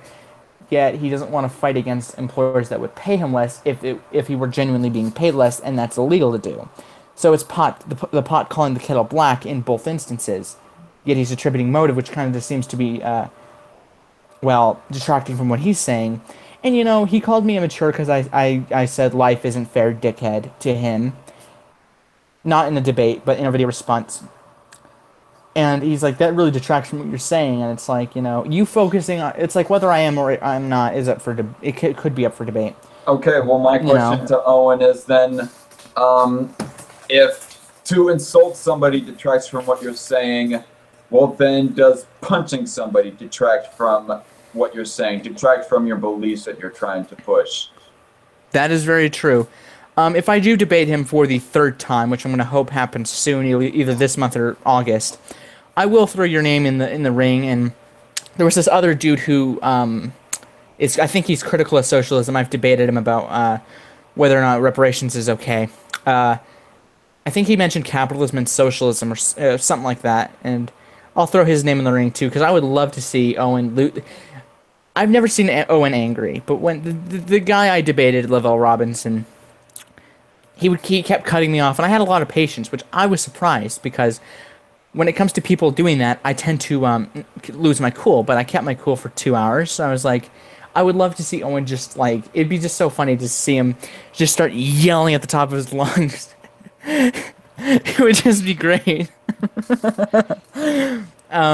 And apparently, War Corps challenged Owen a while back for a third debate about capitalism and video games, which Owen didn't really address the human nature argument, and he Why keeps is he using video games as a wedge for narrative? Yeah, yeah, as a wedge for socialism, as a wedge to fight capitalism. Like, video games yeah, are just a luxury. Like, that is a very weak wedge to use to push yeah. your agenda. Yep. And in my entire life, I only own 5 video games. The rest are other relatives like Guitar Hero, which I thought about making gaming videos with that, but that music's copyrighted, so I'd get DMC out of existence. The thing with him is, I remember I remember Warcorps made a joke, called him a faggot or something because he was playing FIFA and all these soccer games. I don't remember what it was exactly about, but I remember Owen has like a couple of gaming videos of him playing FIFA, which I don't get why they'd only be 30 seconds. It's like, I'm trying to watch the video, but it ends in 30 seconds, so it was a bit disappointing. It's like that is a very weak way to go against it. And the moment I saw it, I'm like, I'm going to respond to this. I don't know when I know I did it in April. Yeah, and then one of his final videos before he took a 2-month break, which he seemed like he needed it because he seemed to be losing his mind on Twitter. But then again, that's him 24/7. And the one thing I just couldn't stand about him, which really pissed me off, is he's just saying he could not go a day without shitting on capitalism. He was talking about on the 4th of July, it may be U.S. Independence Day, but he would like the world and the United States specifically to be independent from capitalism. It's like, dude, come on. Without capitalism, these wouldn't be here. Midnight Club, Call of Duty, all that stuff. That's kind of oxymoronic and very ironic for him to say he wants people to be independent from capitalism when capitalism is independence. You are being dependent upon your own self, your own abilities, your own labor, and your own efforts of getting through life. But yet, Owen, he wants us to be dependent on the government and the community to solve our lives. So he wants us to celebrate the independence from something that makes us independent. Independent. Yeah. It's like our anarcho-capitalism. The definition, anarchy is a stateless society, yet communism has us depend on the state. And somehow I get in arguments with anarcho-communists all the time about that, yet they'll be like, history proves that's not oxymoronic. Well, the definition argues otherwise, my friend. And that's a funny thing with him. Hey, just like how, I may interject here for a split second, reading the chat here. The shorty says, yep, so far. I asked her if she was having fun on the stream. So she said, yep, so far. Glad to hear it, shorty. Anyway, sorry, go on. All right, and War Corps accused Owen of not being a true gamer, and then Owen's playing some game. I can't remember what the hell it was called, but it looked really boring. The games I have, which are pretty fun, are Grand Theft Auto 4, Episodes of Liberty City, Grand Theft Auto 5, Call of Duty 2, and Modern Warfare 2, and Midnight Club Los Angeles. These are pretty fun games, and they're fun because they have a plot, they have a story, and the reason Call of Duty gets so many sales is because it makes a good story for the games. And at first, I just played so I could shoot Nazis, and then I actually started making effort, and I was able to beat the game Call of Duty 2 a couple times, and I've beaten Grand Theft Auto 5 a couple times. And after you beat a game, it just gets boring. I have yet to beat Grand Theft Auto 4 and Episodes of Liberty City, which, I guess you could use these games as an example, and also Grand Theft Auto 4, Grand Theft Auto, the series, Rockstar has only made like 16 games about it or something like that in 20 years. So they can go a while without making money, and also I really just see the video games angle of the attack on capitalism as a first world problem. I can live without video games. And it was like, I really just frowned upon that video because it's like, I didn't understand where he was getting this this capitalism harms video games bullshit logic. Just like how when he was saying that we need feminism because the comment section in some videos can only focus on the appearance of women, but on the substance of what men say. It's like, dude, come on. It's trivial. Yeah, it's trivial, and not to mention, people do go saying, when I see people, when they go commenting on, say, Tree of Logic's video, for example, they say she's pretty and smart. Mm-hmm. Of course, I would kind of, all in all, Tree of Logic, she is a pretty smart gal, but she's also one of the people who believes in race realism, so the intelligence can be kind of up for debate. I haven't seen all of her video. Like, she did first an interview with somebody called Dana Lockteff, I guess, on the alt-right, and then there was somebody named Rage After Storm who made a video about race realism. She got a whole bunch of crap from the Skeptic community, and then Tree of Logic makes a makes a response video to everybody in the Skeptic community that criticizes her for her positions on race realism. Yeah, I remember seen any of those videos regarding that, but I'm almost having a feeling that maybe Tree of Logic is really gonna strike some credibility, or her credibility is really going to get struck in my book. Yeah, I know a guy in here, the Andre doll. He's a cool dude. He made a video kind of pointing out that she might be a right-wing SJW, which there are a few people who could maybe, like usually when we think of SJWs, we think of people on the left, but there are some people who are alleged to be SJWs from the right, like Tree of Logic and Dennis Prager. Not entirely sure why Dennis Prager would fall in that category, but I've yet to watch the video explaining that. As for Tree of Logic has the glasses for one, and also her whiny voice when she was defending Rage After Storm after the shitstorm. You saw that whole video? Not yet. I've seen part of it. The Andre doll made a video about Tree of Logic somewhat defending, or some people would call white knighting, for Rage After Storm, after the Rage and shitstorm that Rage After Storm got for, and I put that with a pun, on her video with race realism, which I viewed the topic at first as race realism as being just really boring and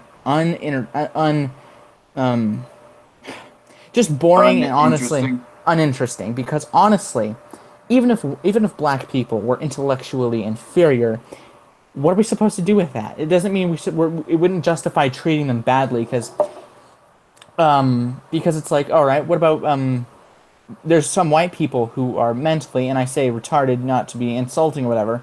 Would that justify treating them less? If you say no, that'd be a double standard.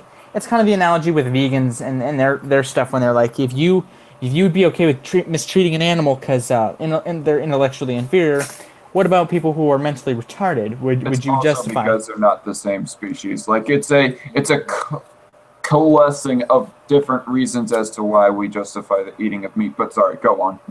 Yeah, it was just kind of like I thought of it like that. With if you would mistreat a person of color because they would be supposedly racially inferior, I mean, intellectually inferior, would you justify that same treatment towards white people if some of them had were intellectually stunted or whatever? Then I noticed the YouTuber No Bullshit got into a bit of a Twitter fight with a buddy of mine on here who's a movie reviewer. He's one of the most popular YouTubers I've ever gotten to speak to on a Hangout stream, talking about whether race was a social construct or not. Loudmouth Reviews, the guy I've spoken to, says race is a social construct just as to how we view people view people of color. And No I think there Bullshit. might be a little bit of an argument for that, but then again, maybe I'm starting to sound like a social justice warrior myself.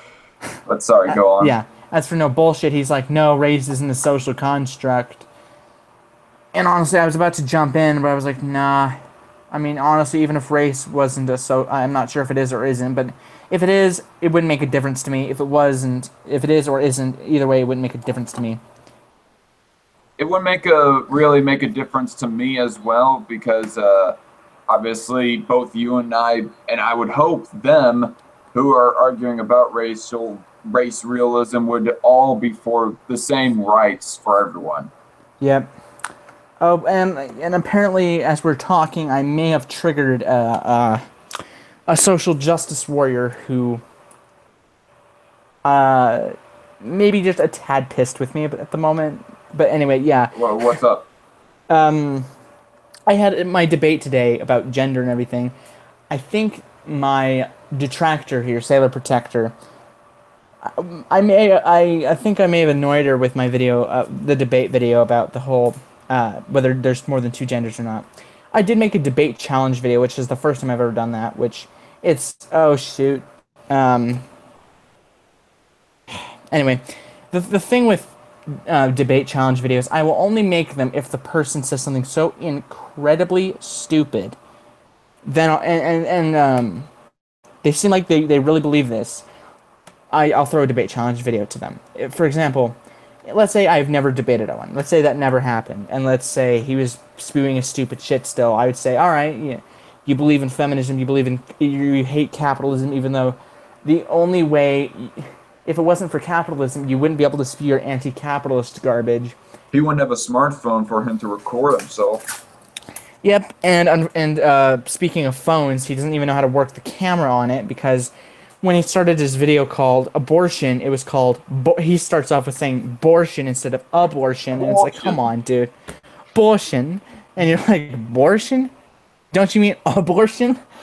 I don't know if you actually downloaded the video because it looked like you may have used a screen recorder because I did use a screen recorder. I had a video downloader for a little bit, but then for some reason it stopped working, and so now I just do iSpring screen recorder to download the videos that I'm going to respond to. I know a website you could use for downloading videos, and it works pretty well. It's onlinevideoconverter.com. All right. And you can download it with MP4, MP3, or whatever. I've done one. Go ahead. I think we got a little bit off track about Tree of Logic. Right. I don't think you completed your point on that. We really got sidetracked. Yeah. As for Tree of Logic, talking about why she's a social justice warrior. because she was just defending Rage After Storm. And also, she went on a bit of a tangent about someone making a racial joke at her expense. And then she started... she was pretty much playing the victim card because some dude with 100,000 followers replied to her and a bunch of people gave her shit. And she has like a Twitter following of a couple thousand. And then she's demanding people to debate her when she's also calling them names. And it was like, you know, you can't expect people to want to debate you if you're calling them names. Like, when I called Owen a buck-toothed British cuck, I didn't expect him to debate me. And I was only doing that... So, basically, Tree of Logic is having a Twitter meltdown? Yep. Now, when it comes to me insulting people, I don't ask people to debate me. If they really want to, they know where to find me. Now, and the only reason I ever insulted Owen like that is because he took me out of context and made me sound like I was blaming victims. Now, I've noticed with your recent video format where you'll have a face cam. Only did that once, and I should do that more because I kind of like how it turns out. And Warcorp has done some face cam videos, which I like it when YouTubers do face cam videos. You talk about face cam videos where like you'll have the main video playing and then your video, the recording of your face will be down in the corner. Is that what you mean by face cam? Yeah. Yeah. Oh, yeah. Actually, I only did it with that one response video to Kyle Kalinske, the one titled Unhinged YouTube Host Smears Childish Mark Levin. Yeah. Did your phone I don't know if you did it with a camera or just your phone. If you did it with your phone. I did it with a phone. How'd you record for 40 minutes? The longest I could do was 25. I had a lot to say. What could I say?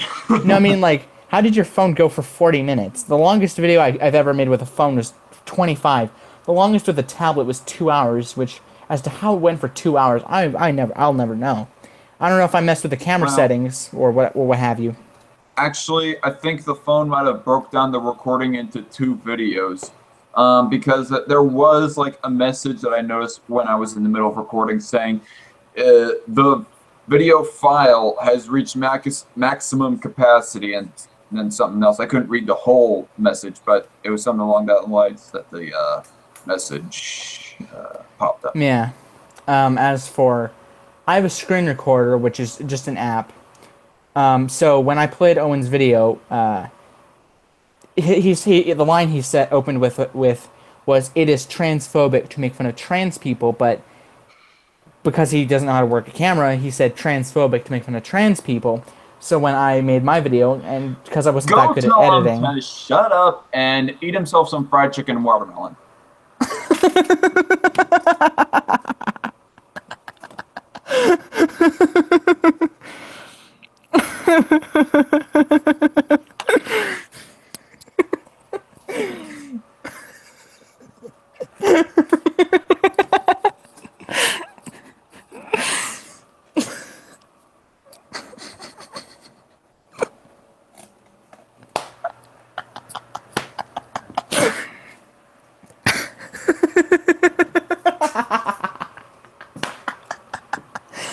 Oh, that was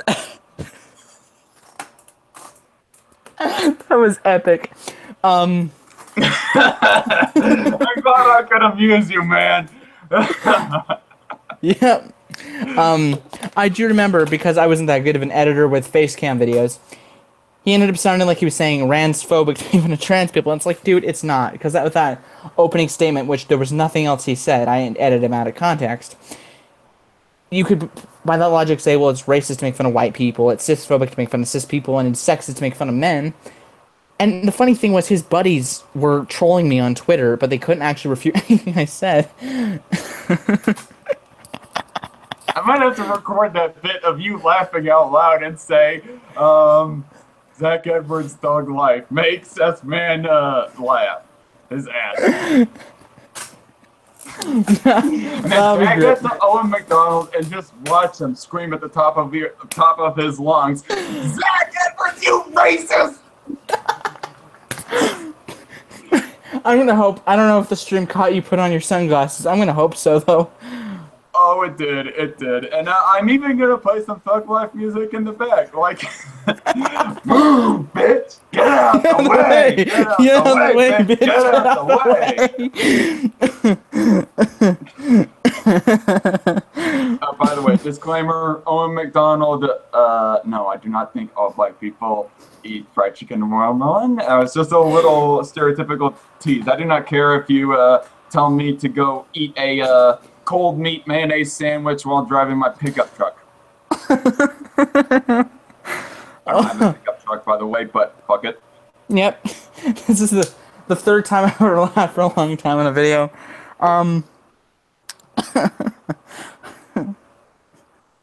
It's not racist or transphobic or bigoted of any kind for you to be making fun of stereotypes of certain people. Like, you refer to transgenders as tranny faggots all the time. You fucking transphobe. But then the people make fun of race stereotypes all the time. I mean, Eddie Griffin, for example. Yeah, Eddie Griffin. He makes fun of racial stereotypes all the time. He's not getting called a racist, but of course, he's black, and black people cannot be racist. According to the logic of some, which I had a debate about as to whether or not people of another race could be racist. And that was the most frustrating debate I ever did, because you now was being kind of a dick to me, and the guy was cutting me off. He called me homophobic because the guy was black, so I said I was like, okay, pussy lips, because he made fun of my acne. And he's like, you're homophobic, and I'm like, are you gay? And he's like, no, and I'm like, okay, then I'm not homophobic. So in a sense, even if he was, it's like, okay, what does this have to do with anything? The funniest. Gay jokes are some of the best, and I use them all the time with my coworkers. But of course, none of us are gay. Are we all homophobic? No. I have a joke for you, though. How do you turn a fruit into a vegetable? Tell me. AIDS. AIDS? Yeah.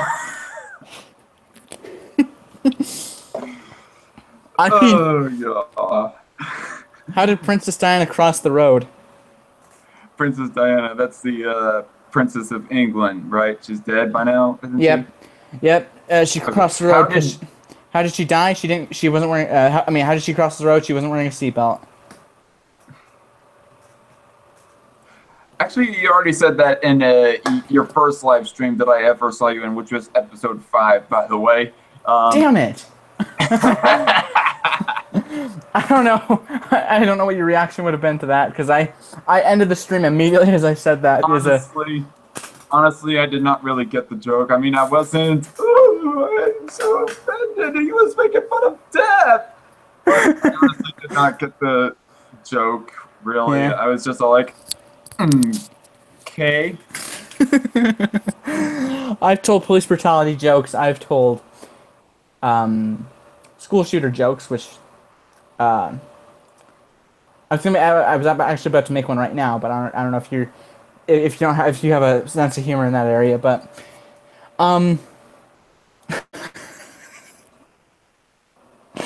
I've told a lot of offensive jokes. I've heard of a lot of offensive jokes, and God, they're great, especially what you just said.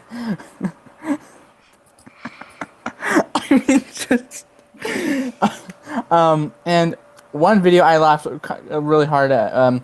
Me and my buddies did a live response to a video in a hangout. And about 29 minutes and 45 seconds in, I think, this guy just, he says, I'm going to need music, victory music, because he won against one of my buddies. He takes the mic up really close to his face and he yells, I won, bitch! And then we just start laughing, because we didn't expect him to say that. And then he yells, suck it in the mic. And it's like, dude, that just sounded terrible, because when people grab their microphones, it makes it sound terrible. But by speaking of microphones, what kind of microphone do you got? What kind of microphone?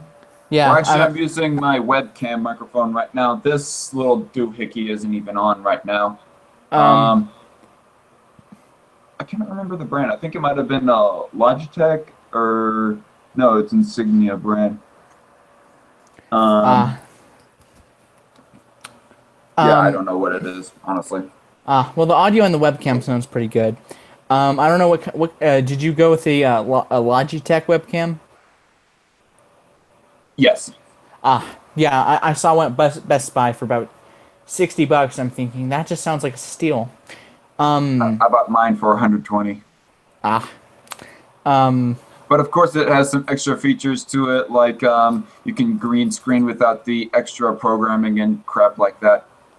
Ah, I'm assuming your editing program allows you to do green screen. So, like, if Yeah. you, like, if I were you, my suggestion to you would be get some green tape, and on the back wall, and uh, put some green screen up. There's a tutorial on how to do that, or like a green blanket or little poster boards. I actually got a green screen for Christmas. Unfortunately, I don't have an editing program that allows me to edit with green screen, but if you were Yeah, to do I'll have to that, keep that. I'll have to keep that in mind, but I'm not yeah, planning on staying in this apartment for like another year or something like that. Me and my sister yeah, actually plan on leaving. moving, yeah, Yeah, yeah, moving. So there's uh, there's Kyle Ren for you and his stormtrooper squad. ah, um, so either that or like if I were you, I would get a little hang on, a little poster board or something to hang a green screen, um, to hang a green screen close behind you, um, or a blue screen. I don't know. If you were to wear something blue on a blue screen, that'd be funny because then your head's just gonna show up. Your headphones are gonna be disappearing. That'd be hilarious.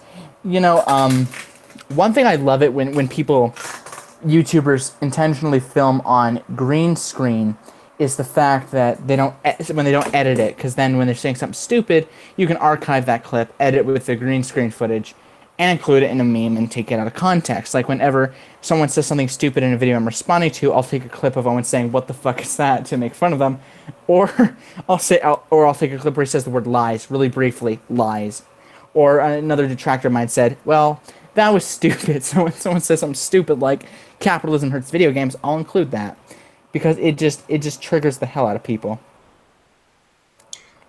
Yeah. It also triggers people when I don't when it really triggers people when I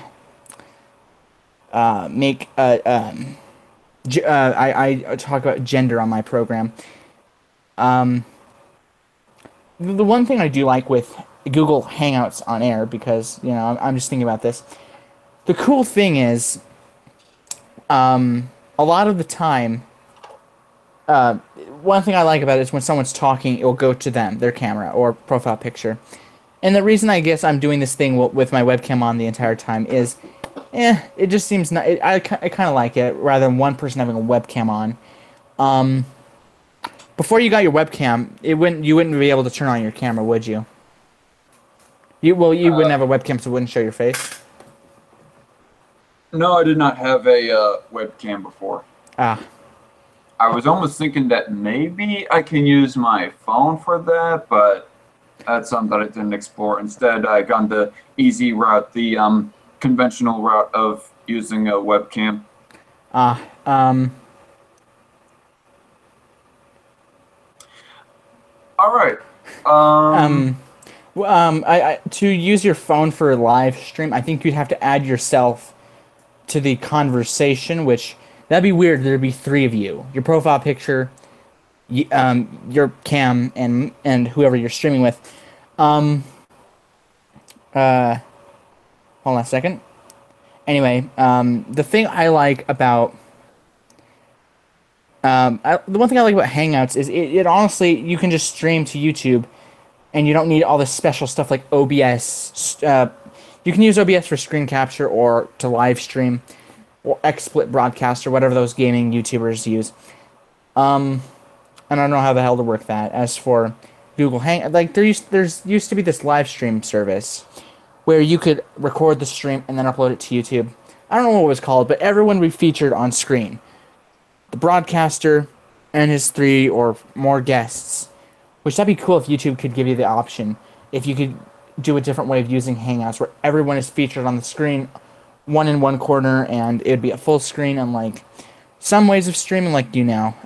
The one thing I do like about other ways of YouTube streaming is no one can invade your stream and mess things up. Like, if the link was visible to everyone, they'd be trolling the hell out of us, and we'd all be getting jokes at our expense.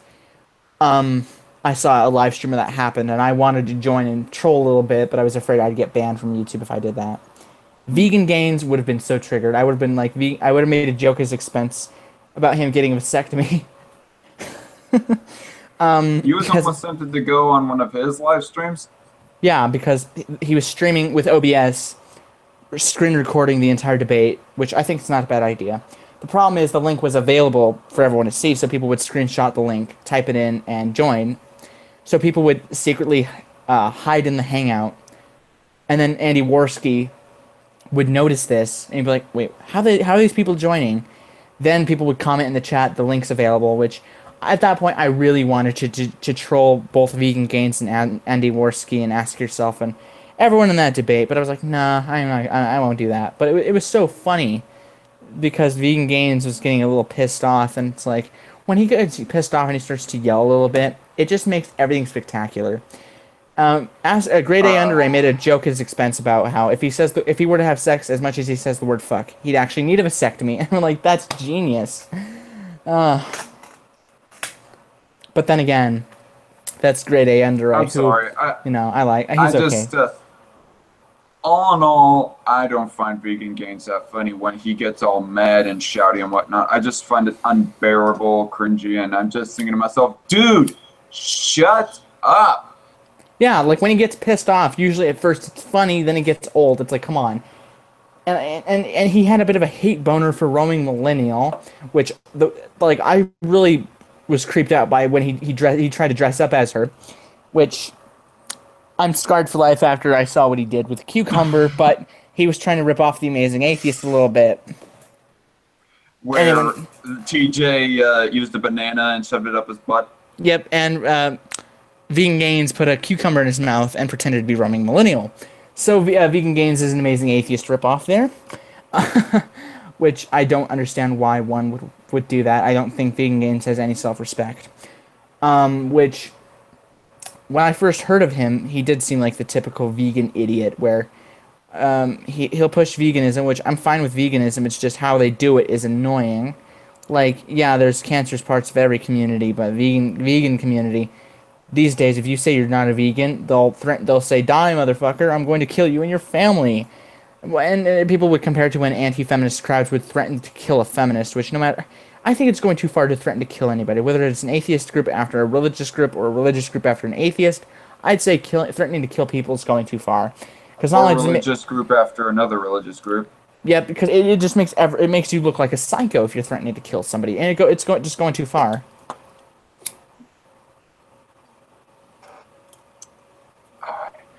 Okay, so I sent the link again to Tasteless Opinion. Apparently, this is going to be another live stream without Tasteless Opinion, unfortunately. But hey, fuck it. Yeah, I mean, he seems fried chicken and watermelon, right? Yep. Speaking of which, now watermelon and fried chicken doesn't sound too bad at the moment. You wigger.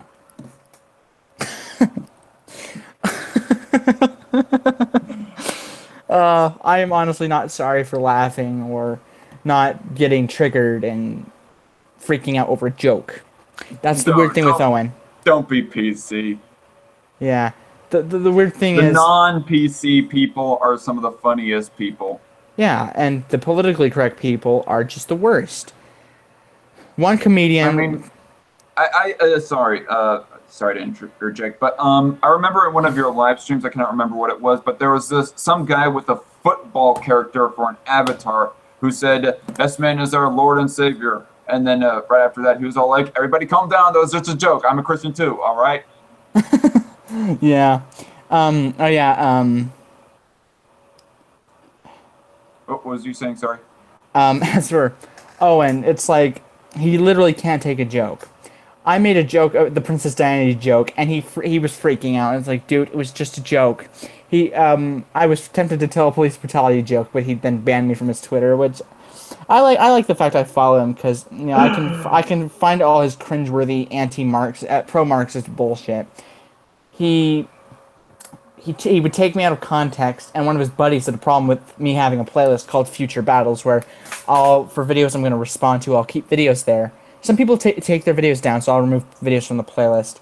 I have over 400 videos I plan on responding to, and it's like, and And the dude who mentioned the playlist, I plan on responding to, because he'll do this thing. He's like a wannabe Kevin Logan, where he'll make a commentary video on a person, and instead of calling them out for 30 minutes, he'll just take a video and call it Danny's Commentaries.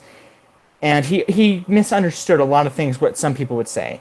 I think he defends Black Lives Matter, which is, of course, by definition would fall under a terrorist group along with Antifa.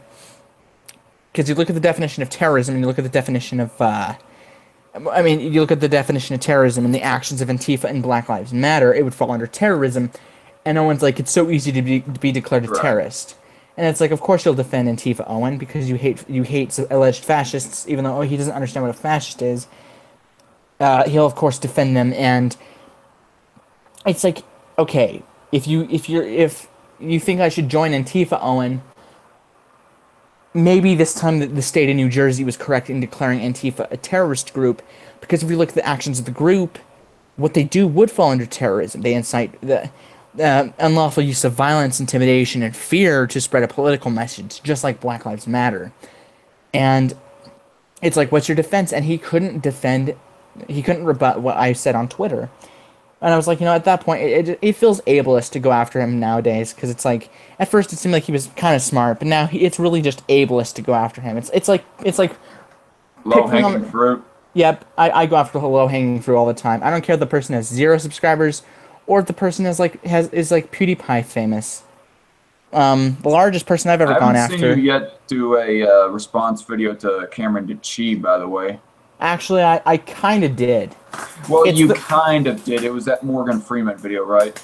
Yeah, he actually liked the video, which I was surprised. I thought he would have hit the dislike button like a lot of people I respond to. There's just not a video I've seen yet where it was like, I'm going to respond. Where I wanted, looking back, I would have, there was another way I would have responded to his 4-second video, where for like, it would take me 2 seconds to say, well, you don't either, and then end it. That would have been my shortest response. My longest one was over 2 hours, and whew, hopefully I never make a video that long again. If I may interject for a second, Shorty keeps on going back and forth, back and forth. Gotta go, put away, BRB, back, but gotta go again pretty soon. BRB, back again. Shorty, if you have like any questions regarding this live stream, feel free to ask them, and I'll keep an eye out in the chat, and just, yeah, go ahead and ask away, and we'll answer. Yep, and then Cameron DeChee made a tweet at me saying this means war, which I made a little satirical video out of it, which I thought was funny, which he made a comment about the beat producer, directbeats.com, and I pinned it because I like pinning comments because it's great. Me and him are similar in the sense our phones have messed up things about it. Like on this phone, if I shake it a little bit, if I'm filming on it, everyone can hear a little rattling noise with it. And his microphone has a bit of a gear issue with it, which, so at least he can't tell me my mic quality sucks if his does too. He's never said my video quality sucks. He just says, your videos are too long. Well, that's not a counterpoint. That's just you whinging about the fact the video might be a little too long. And if he doesn't like the fact my videos are so long, he needs to tell Owen to get to the point faster instead of taking 10 minutes to tell us why Trump won the election, even though that won't make a difference. Or he shouldn't take 8 or so minutes to explain why he needs feminism, because some women he might have a bit of a crush on might get some compliments in the comments section. And of course, when I say he has a crush on him, it's a joke, of course, because he didn't know what a joke is. It took him 5 minutes, which he didn't really need to take 5 minutes, but, you know. He went after a conservative party in the UK, and some guy debated him on it, which is that guy is one of War Corps's biggest fans.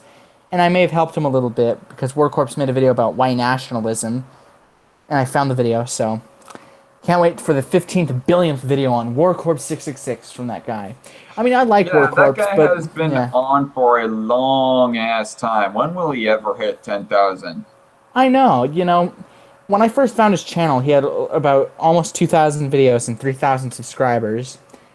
Then he got to 4,000, 5,000, and he's going to get close to 6,400 soon, which I hope he gets to 10,000. I don't know when Social Blade can sometimes be accurate, sometimes not. You're War about to say Corp. something. You like War Corp's butt. I like War Corps, but there's some videos where he drops the ball, like the white nationalism video, which I found on Google Plus. The video on Hawaii, which has nearly 5,000 dislikes, and one comment had more likes than the video itself, which someone pointed out, which I thought was funny. But I do like his intellectual honesty, where he'll admit when he's wrong. I do like the fact that he does have that integrity. The only time I don't agree with him is like the Electoral College, or whether I think that maybe this is the only thing I couldn't agree with him on, besides the Hawaii video, which he admitted he was wrong for it. The guy who criticizes him a lot, funny guy, which I don't get why he would go after War Corps, but he wants to interview this guy. Well, this guy wants to interview War Corps like so bad, and it's like, that would be interesting if those two interviewed, because if they did, it would be just funny to see War Corps yell at the guy, and the guy is just calmly interviewing him, writing stuff down, and War Corps is just yelling drunkenly about, I don't know, Anita Sarkeesian or response videos or whatever War Corps likes to talk about, which, I don't know how many videos he's made, probably over 100 or so. But, no one can actually refute what he says on those videos. Yeah. Hey, did you have something else to say? I was kind of wanting to do like a co-op response video. Sure. Do you know how to work screen share? Honestly, I do not. Capitalism and the Third World. Owen Macdonald's video, the one that you want to do a response video to. I did not know if you wanted to do a co-op response. I mean, if you don't want to, that's cool too. Wait, let's at least see if it's even possible. Like, play a little bit of it, and if I can't hear it, then I don't know if we can. So we'll just play a little bit of it. All right. I don't know if you will. I mean, if we can, then let's do that. Play and then I'll video. Is it playing? Do you have the volume up? I do. You're not hearing it? Nope. I would probably have to take off the headphones for you to hear it, but yeah.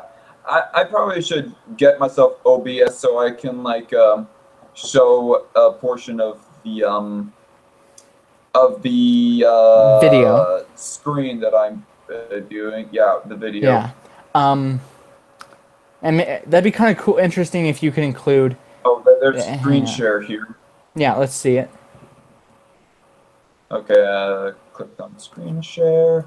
Google Hangouts, full screen. Oh, full screen. Yep. Okay, let me see here. I clicked it. Now I'm about to hit start screen share. Hit start screen share. Oh, there we are. Oh, yep, whoa, damn. That creates an infinite effect, which is cool. And I can see myself on here. Anyway. All right. That face, though. Okay, so tell me if you can hear it. Let me make sure my volume's up. All right. Play it again.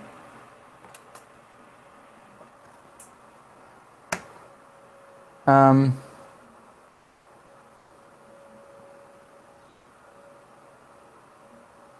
you there?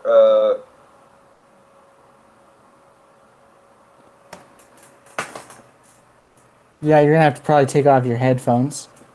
Oh, you can't hear it? Nah. All right.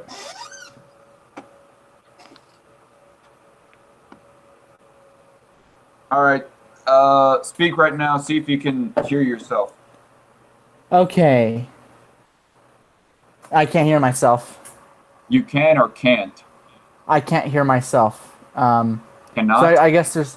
Yeah, I can't. So I don't think there's going to be any reverb. So go ahead and play the video. All right. So, maybe this What's can up, work. everybody? I am here with S-Man Speaks to do my very first co-op response video to Owen Macdonald.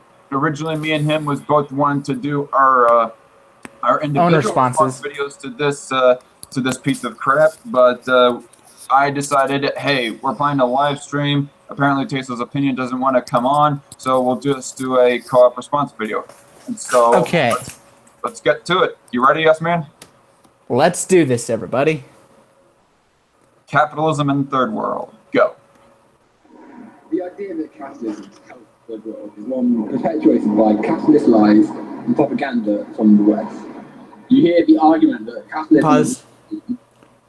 I'm sorry, but when he just says that, it just sounds just a tad biased from him. I'm not trying to attribute motive or anything, but it just sounds a hint biased, and because it just seems like he just says everything's lies from capitalists sometimes, and you know, Everything's a lie. Everything's a lie. That is not my story. Yeah, he'll throw not true communism, not true socialism. It's like, dude, come on. Go ahead. All right. And if you want to pause and add your own stuff, then yeah, you can do that as well. I forgot to tell you. Tell me to pause it whenever you are want to make a remark. All right, and then you can do the same if you need to add a remark. All right. Millions out of poverty. And when you take a closer look at the... Wait, I'm gonna rewind that a bit. Capitalism has lifted millions out of poverty. All right. There is actually an article that I have read from The Economist. I'm going to edit in my own videos of reading articles. But there is this one article that I read from The Economist that goes talking about how millions, almost 1 billion in fact, worldwide has been lifted out of poverty. And it is in large part because of capitalism, how they link it. Yeah. And when you take a closer look at the countries where it's supposedly true, you can realise that it's just a lie. As with any form of capitalism, an elite class is created that benefits from the investment of money and the economic growth. Okay, I hate it whenever he goes talking about the elite. Yeah. Be a little bit more specific about that, because honestly, I couldn't care less if somebody is a whole lot more richer than me. That is not a talking point to turn me into a Marxist or whatever. Yeah. I don't have a huge jealousy complex like Owen Macdonald, like you, Owen. Yeah. And it just gets, it's like, dude, you know, when you talk about working class and capitalist class, and it's like, dude, or just whatever, he just talks about all these terms, and in some of his videos, when the abortion video in particular, he was talking about unborn child, and I don't know what the talking point you used, but used the Google definition of what a fetus or unborn child or baby is. That was probably a mistake, and my video was using the Google definition instead of the Merriam-Webster definition or some other official dictionary definition. Oh, wait, 1 second. Gonna cut this part out. What?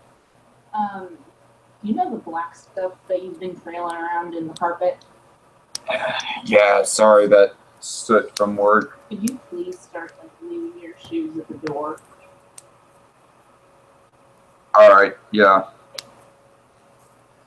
Anyway, so yeah. As for the definite, I don't know if Merriam-Webster is very reliable, or I think you can add your own definition. So if I were to define Owen Macdonald in the Merriam-Webster dictionary, I could say, what the hell? I could make a joke, British feminist, Marxist, socialist, master tactician, and all that other stuff, and it would just trigger the hell out of them. Mm-hmm.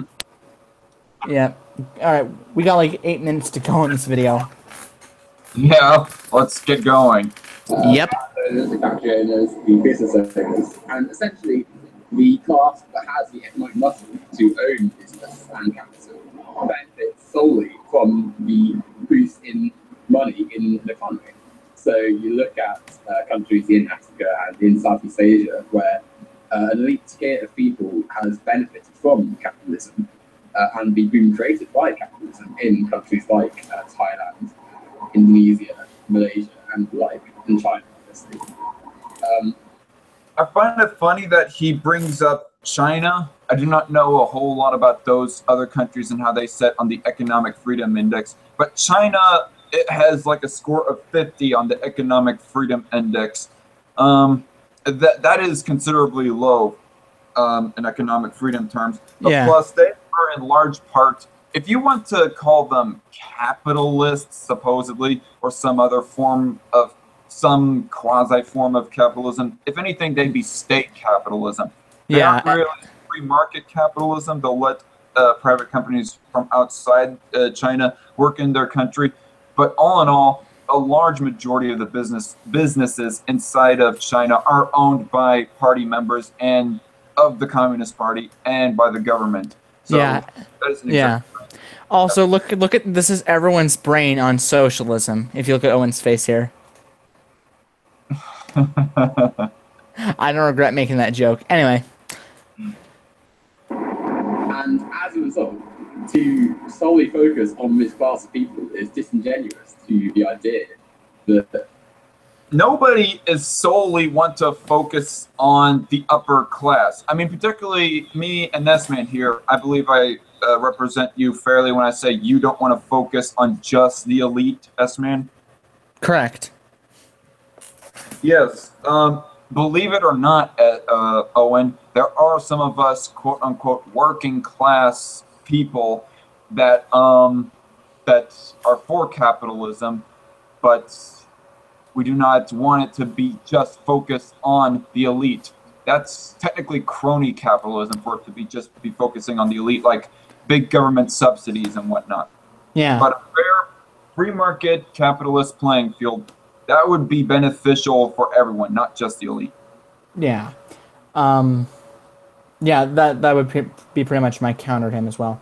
I can see a video from that guy T, anarcho-capitalism, which I don't know. Maybe I don't know if you're gonna. I don't know if you've made any videos about anarcho-capitalism, but anyway. Okay. Capitalism is a fair system, because whilst you do admit we have millions who have been put into prosperity and who live in this amount of poverty and potentially have a lot of money to spend to create a good face of the country, the vast majority of the population is left in squalor and poverty and reliant on their owners to even have a fair income. So to use one example, China does have a financial class which is successful, but the vast majority of its population live in very poor conditions. Many workers in... And again, there's a lack of freedom in China. It isn't real free market capitalism. Yeah. I don't know if I'm confusing China with something else, but I believe I don't know if this is China or not. I might be wrong here, but don't you get in trouble with the law there if you disrespect the leader of the country or something of that effect? I may be confusing that with another country. I don't exactly know. I might have to edit that into the video. I mean, yeah. If I am wrong, I'll issue a correction video and link this video as reference. Wait, are we gonna edit? Are you going to edit this as to its like when the stream ends and it's processed? Are you going to edit this as its own video as well? Yeah. When I look back on this live stream, I'm going to just cut out the part where we are doing a response to Owen, and make it its own video. That'll be my official response video. Okay. That I'll upload. Okay.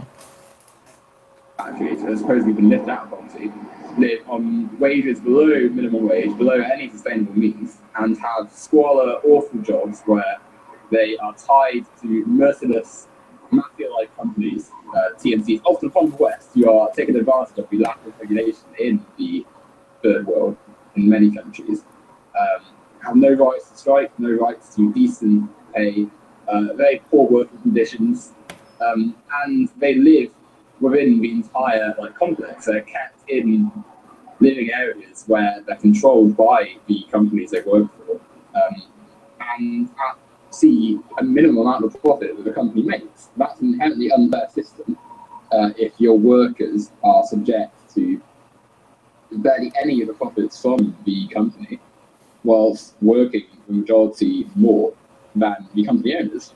And the fact that TNCs from the Western world, like Nike, Adidas, McDonald's, can plant their factories and businesses in these countries to make more profit off their workers shows that there's something inherently wrong.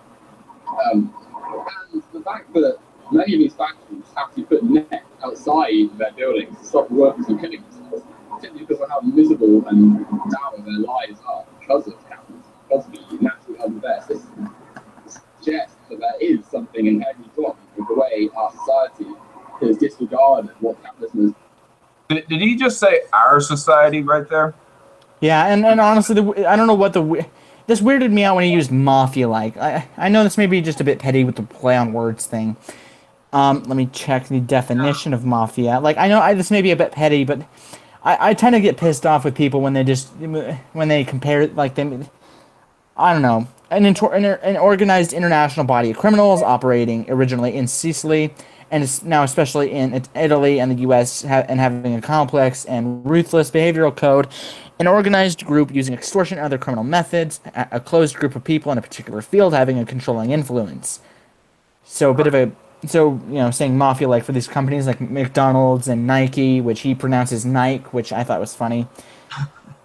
Which, I don't know why. This might be petty just with a play of words, but, I mean, he's petty. He'll focus on things that are relevant to the point, yet he criticizes me for doing it. So the logic with him is just non-existent. And did you say back there that that the companies own their workers, basically? Yeah, and that they have nets that they have nets to protect the workers, to prevent them from killing themselves, which... And one thing about the third world, they have sweatshops. That's the best work they have there. And if we take that away, they're fucked.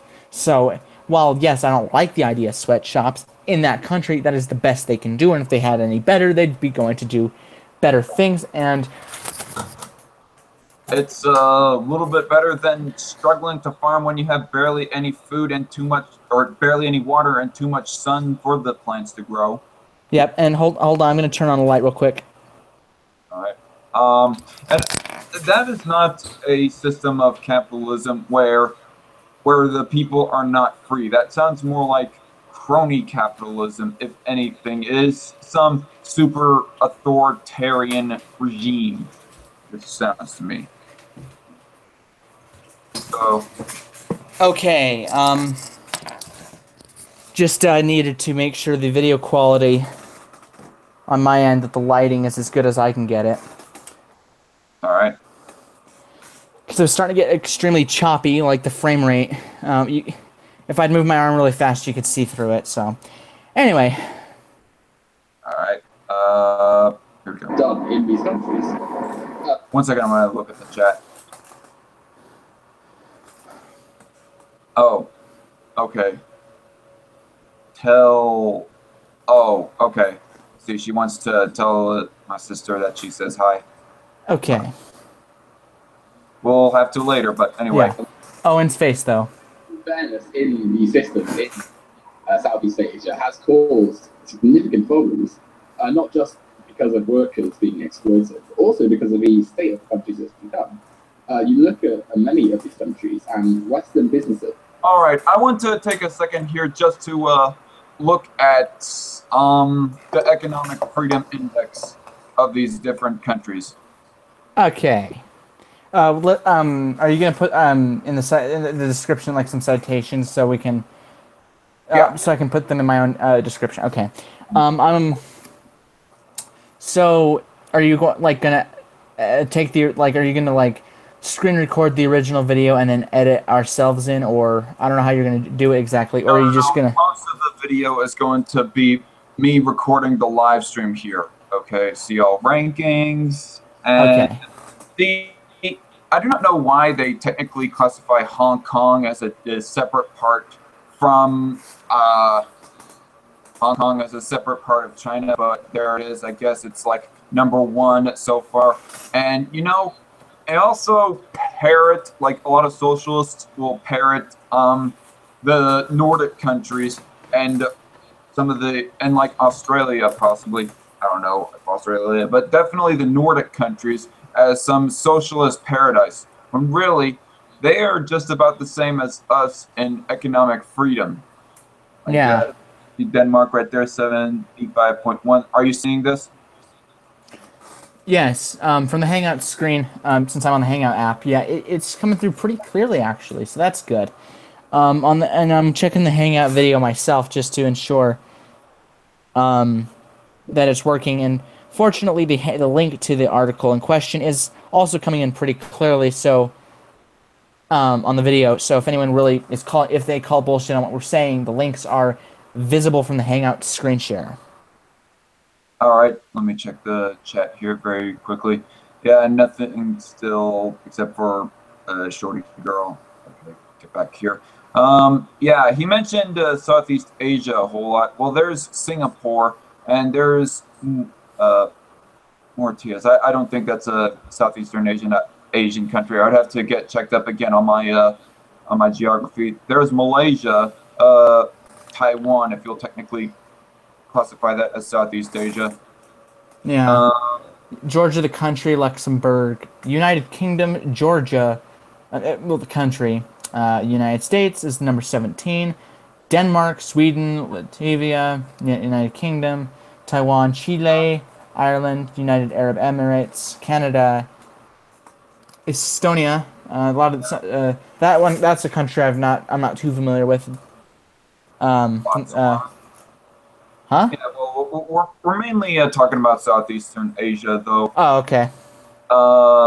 So yeah, Taiwan, Singapore, Hong Kong, so on and so forth. Let's see if we can find any of the other Southeastern countries you mentioned. There's going to be a lot of editing involved in this. Oh yeah, Thailand. Thailand is pretty well down there as far as economic freedom goes. Doesn't seem very capitalistic to me if they have a lower freedom index. Philippines, not doing too good either. I mean, that is the mainstay about capitalism. Capitalism is supposed to be economic freedom. Yeah, and by hating capitalism, you kind of hate, without line of reasoning, you would hate economic freedom. Yeah. And a lot of people go debating the true definition of communism, Marxism, and socialism, saying that the true definitions of those are the people control them, not the government control of them. The workers own the means of production, which I don't see why they need to own the means of production.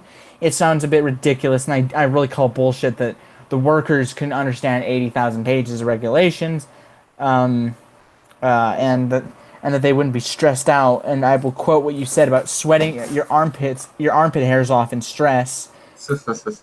Yeah, that, honestly, that was how a lot of workers will not be able to handle the leadership positions. And I use myself and Owen, for example. I'm not a very good leader, if I have to be honest with myself. There's Indonesia at 61.9. Yeah. A lot of workers can't be leaders.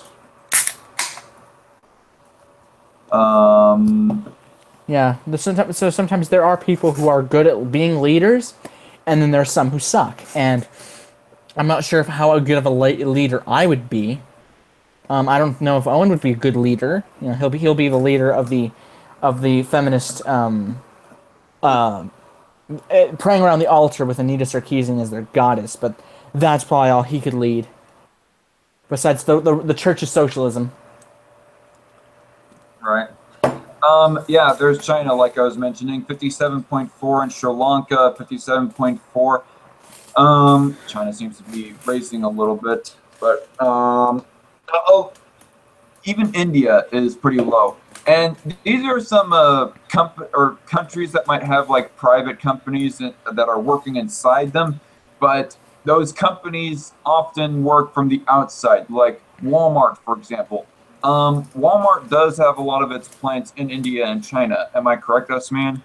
I believe so, yeah. Yeah, that's what I thought so as well. But the Waltons, they do not live in China. They do not live in India. And so so they do not have to risk of their businesses being taken over by the Communist Party or whatever else have you. Mm-hmm. Maybe they'll become part of the Communist Party. I don't know. Yeah. Man, and there's one point defending capitalism that Owen couldn't refute here is, you've never seen people risk their lives to escape a capitalist country. I mean, if people can point to me where that was a thing, then I'll retract that statement. But there are people who've risked their lives to escape communist countries, or in Owen's way of thinking, a faux communist country. Or even there are examples of people moving from one capitalist or semi-capitalist country to another capitalist or semi-capitalist country. Because I cannot really name out one country at all that is truly capitalist. Like even us, the United States, are not truly capitalist, because we have a whole lot of socialist aspects about it. Yeah. Oh, she has to go to bed. All right. Have a good night for her. Anyway, I remember a buddy of mine who I was streaming with 4 months ago. I don't know why I don't know how true if he's correct on this. He says to have capitalism, you kind of have to have a little bit of socialism. Not entirely sure if that's entirely correct. But if that's the case, then I guess maybe it's not entirely a bad idea. But to just kill capitalism and just say we must go with socialism, I would say maybe not a good idea. Even you're not for full-on capitalism because you reject anarcho-capitalism. Like that would be capitalism in its truest form. Is anarcho-capitalism. Let the roads be built by private companies and so on and so forth. Are you an ANCAP or no? No, I'm not fully convinced of anarcho-capitalism. I watched that guy tease videos on the issue, and I could not be fully bought into it. Plus, he believes that children are basically property of the parents. Like, okay, that's a bit odd. So, that would mean that's the lives, like the actual survivability, like whether they get to live or not, is in the hands of the parents. The parents could kill their kids if they really wanted to. Like, what the fuck is that? Like, we have laws to protect the children from abusive parents like that. Like, if you really think that children are the property of parents, and that would mean that you are for allowing parents to abuse their children in whatever way that they want to, and that would include, yes, pedophilia. And that would be going down some slippery slopes. If anything, stewardship. If anything, parents have stewardship, but even that is kind of I'm not sure if even that would be the totally correct label for it. Micronesia is at 54.1. Laos is at 54. I'm still looking through the countries here. India at 52.6.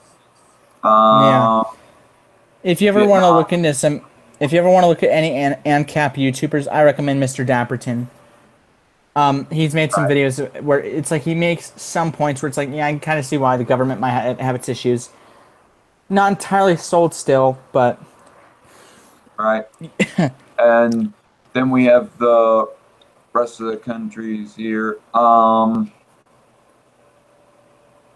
Yeah, so a lot of those countries that Owen goes mentioning are very low on economic freedom, are very low on the economic freedom index. And maybe his point is of how capitalism, when he says capitalism in a country, whether or not it has helped a person or helped people in that country, he's talking about how countries or companies from other countries go overseas and then they go spreading their capitalist endeavors, like setting up a business in a third world country, for example.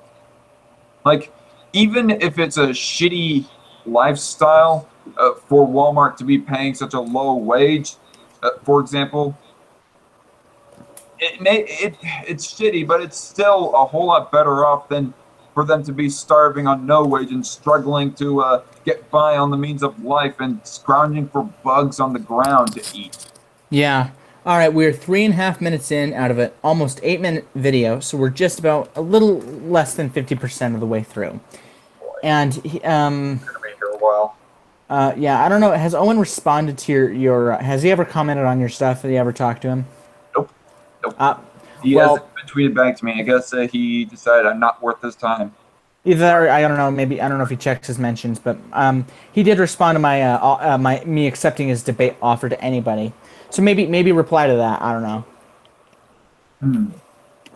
Anyway, have infiltrated and corrupted government to the point where no tax zones and deregulated areas are regularly created just for profit for the elite few. And of course, this comes at the expense of the workers who live. Okay, what mentions deregulation? The more oh my god, is what, the face? yeah. don't change it. It's too great. It's too great. Anyway, anyway, yeah. The more deregulation there is, the more capitalistic you could say that society is. Yeah. But it's things like companies practically owning workers, having restrictions on their lives, like that is a repress. That is liberties taken away, not liberties given. If there was deregulation, that would be liberties given to businesses. Yeah. But for a company to have liberties, for lack of a better word, over workers, that is not real liberty. That is tyranny. For anyone to be restricting the real liberties of another person, like the right to life and the pursuit of happiness and so on and so forth, that is not liberties given to the company. That is power given to the company to be tyrannical with the people. And the true nature, the true goal of capitalism is so that everybody can be free and have equal liberties, including economic liberties. Yeah. No matter who turns out how big. Yeah, and I agree with you there. Maybe if you really want to chat with him, email him or message him on Hangouts like I did with you. But yeah, that honestly would be a counter I would have used. So yeah. Right. In these countries who are forced into this labour with very little say, and if they don't work, then they're priced out of the market and left to basically die. Well, no shit, Owen. I mean, even in in anarchy, if there was no countries at all, and we were all cavemen, you'd have to go work and pick berries or kill an animal and eat its meat for you to survive and eat and not die. Just like in a capitalist country, you're gonna have to work to earn a living and not die. Yeah, I honestly think that I like the idea of either work and get money or die, because it will give people incentive to do something, rather than I think socialism is going to breed laziness and selfishness, rather than what some socialists would say, capitalism breeds selfishness. Well, maybe actually in this case, socialism might breed laziness and selfishness, because, you know, they can suck on the government teat and they'll be fine. Yeah, until they have no money to take from anybody else, which will be the socialism's death. Which I think I may have mentioned earlier that Venezuela is probably going to be on an economic collapse. And unlike Venezuela, I think if we enter an economic collapse, we might be able to dig ourselves out. But you know, I don't know what his counter would be to that point. All right. There was some other point that I wanted to make. Crap, I forgot. We're almost 4 minutes in. But if you think of it, just pause and let me know. All right. Because you can guarantee that capitalism and capitalists don't offer any real help for those left out by the system. Well, beyond just What? oh my god. Anyway. Well, I remember that you told me to pause it. True. Anyway, the thing is, what kind of help do socialists and communists give out? Now, before anyone says that's a tu quoque fallacy, it's just, you know, saying, well, if you don't think we have any ideas and ways to help, well, what do you suggest? You know, I remember that may not be. what I was going to say earlier too, by the way. You remember? Yeah, I remember. Like Go for it. Owen Macdonald's rhetoric comes off as a bit of a pandering to laziness. Like I may have worded it a little bit wrong. Like you saw that video called Owen Macdonald versus Zach Edwards, where I mentioned that comment section. It might have been bad wording in the comment section, but giving birth and raising children is not laziness. But to be paying people for not working for a certain individual, to force an individual to pay another individual for not working for them, that is a pander to laziness.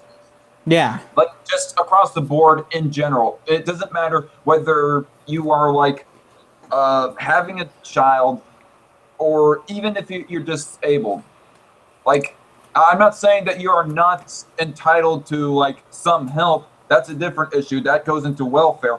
But no free individual is to be forced to pay another free individual anything for not working for them. They can donate if they want to, but they are not obligated to. Yeah. That face, though. I'm sorry, that is just hilarious. The custom thumbnail is going to be great. It'll be in your avatar, me and you. Anyway, it's going to be great, and he's going to be triggered. Look at the country exploitation as a whole. Because of the near-colonial style that capitalism has imposed on the rest of the world, where Western powers like... Yeah, and 1 billion people lifted out of poverty, I will say again. I mean, he mentioned the world. I just wanted to bring back that point up again. Yeah. America and the main countries of Europe, so like the UK, Germany, France, because of the economic might they have, and because of the way capitalism works, it's extremely unlikely and improbable that a country of the emerging network world will ever have the chance to really reach the economic might of the countries. And look, oh boo-hoo, the freer countries, life isn't fair. Economic might. And you know, my message to Owen is, life isn't fair, dickhead, and it's never going to be. And he needs to get used to it, because, you know, he can say that he'll use a bunch of false equivalencies to try to rebuke the statement, but the more you think about it, the more it actually makes sense. So, and for every cringeworthy face he makes, we all should take a shot of every time a drinking game. Every time he man. I'll stick to my Coca-Cola. You can drink your whatever you drink. Anyway, every time Owen, it sounds like he's getting a bit emotional and saying we shouldn't live like this, or he just says something incredibly stupid. We all need to take just a shot of the bleach, just a quick little swig of it, and then we'll be fine. Anyway, I'm gonna take a quick look here. Oh, you writed LOL. Okay. Yep. All right. Anyway, continuing. So that's objectively. This is reinforced through organisations like the World Trade Organization, the International Monetary Fund. Oh my God. NATO and the UN, in which the US. And my question is, how are those organizations that you just mentioned related to capitalism? Like NATO and the UN, they are, well, I'm sounding like a Trump supporter now. They are globalist organizations. Like they do not provide freedom. They do not preserve freedom for anyone to they do not run businesses. They do, okay. I was about to say they don't preserve freedom for people to have economic liberty. But if somebody wants to make the case that the countries of NATO, they fight terrorism to preserve the liberties of the people within those countries within NATO, well, then you can make that point. But how are those organizations related to capitalism? Like, just a lot of the statements that Owen Macdonald makes are very vague. Yeah. Through its economic might, as the economic power of the world really, allows its own system and its own doctrine to be placed on the entirety of the third world, or face extreme consequences. The list of US atrocities worldwide is very large, but to use one example in Africa, when Ghana refused to meet the US's demands for how it should run its economy, and when it demanded that, when it refused to hand over land to private companies and take the land away from farmers, the US cut its funds and stopped. That sounds more like economic oppression to me. Yes, man? Okay.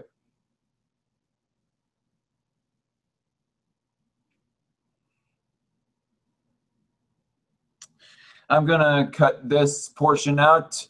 I'm gonna cut this portion out for the official video that I'll be uploading regarding this video. Because apparently S-Man has left the building.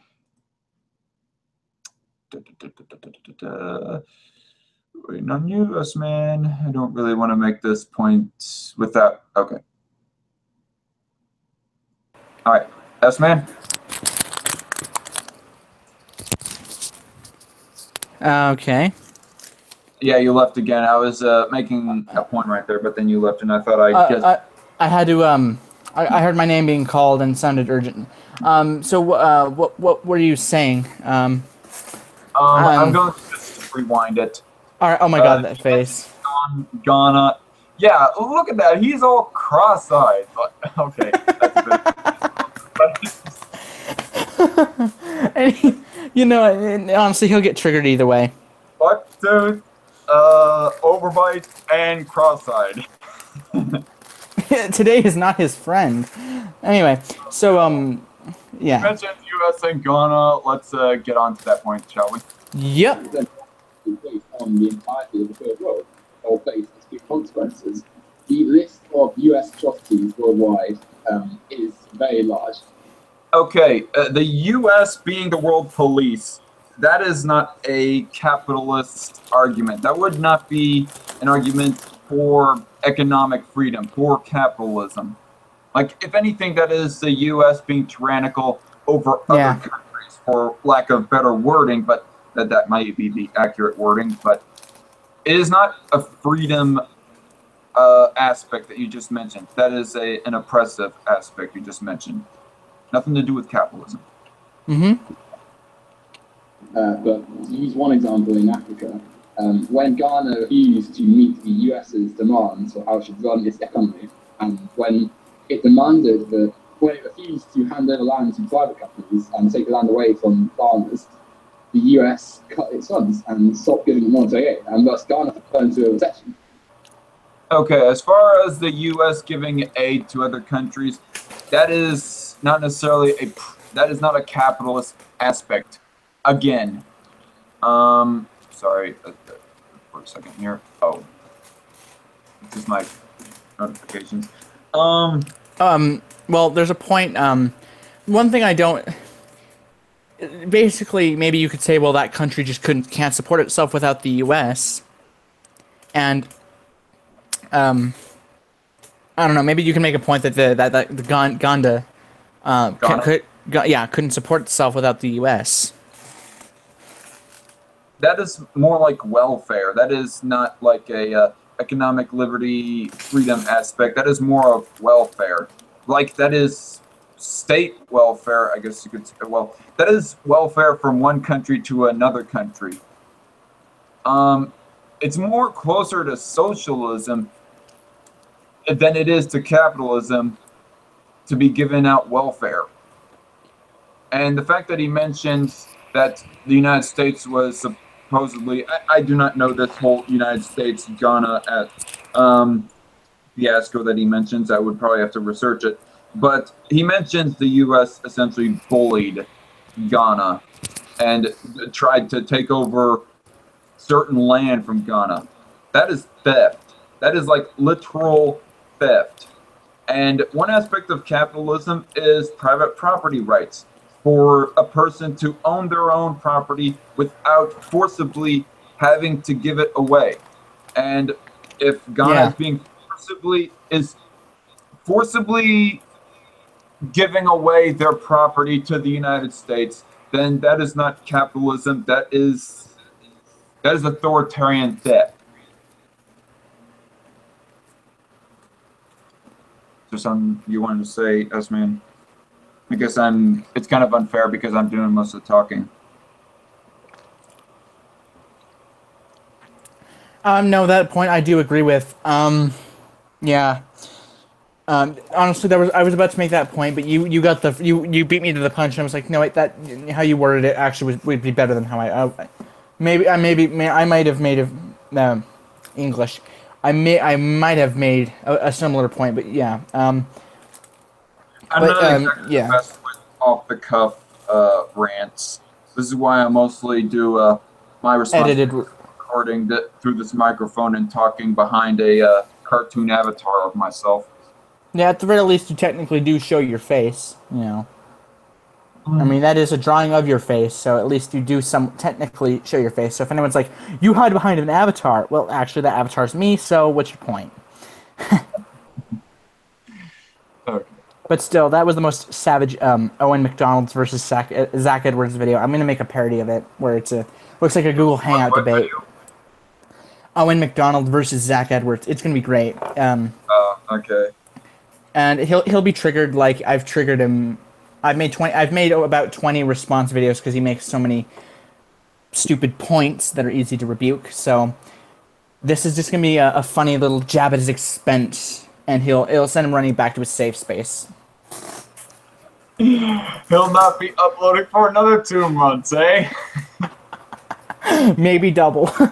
Alright, getting on with this before we are up all freaking night. Yep. We're at 5.5 minutes. We just got 2 minutes to go. And thus millions face poverty and die. And this is true in many countries. If you look at the They died because of theft, not because of economic freedom. Yeah.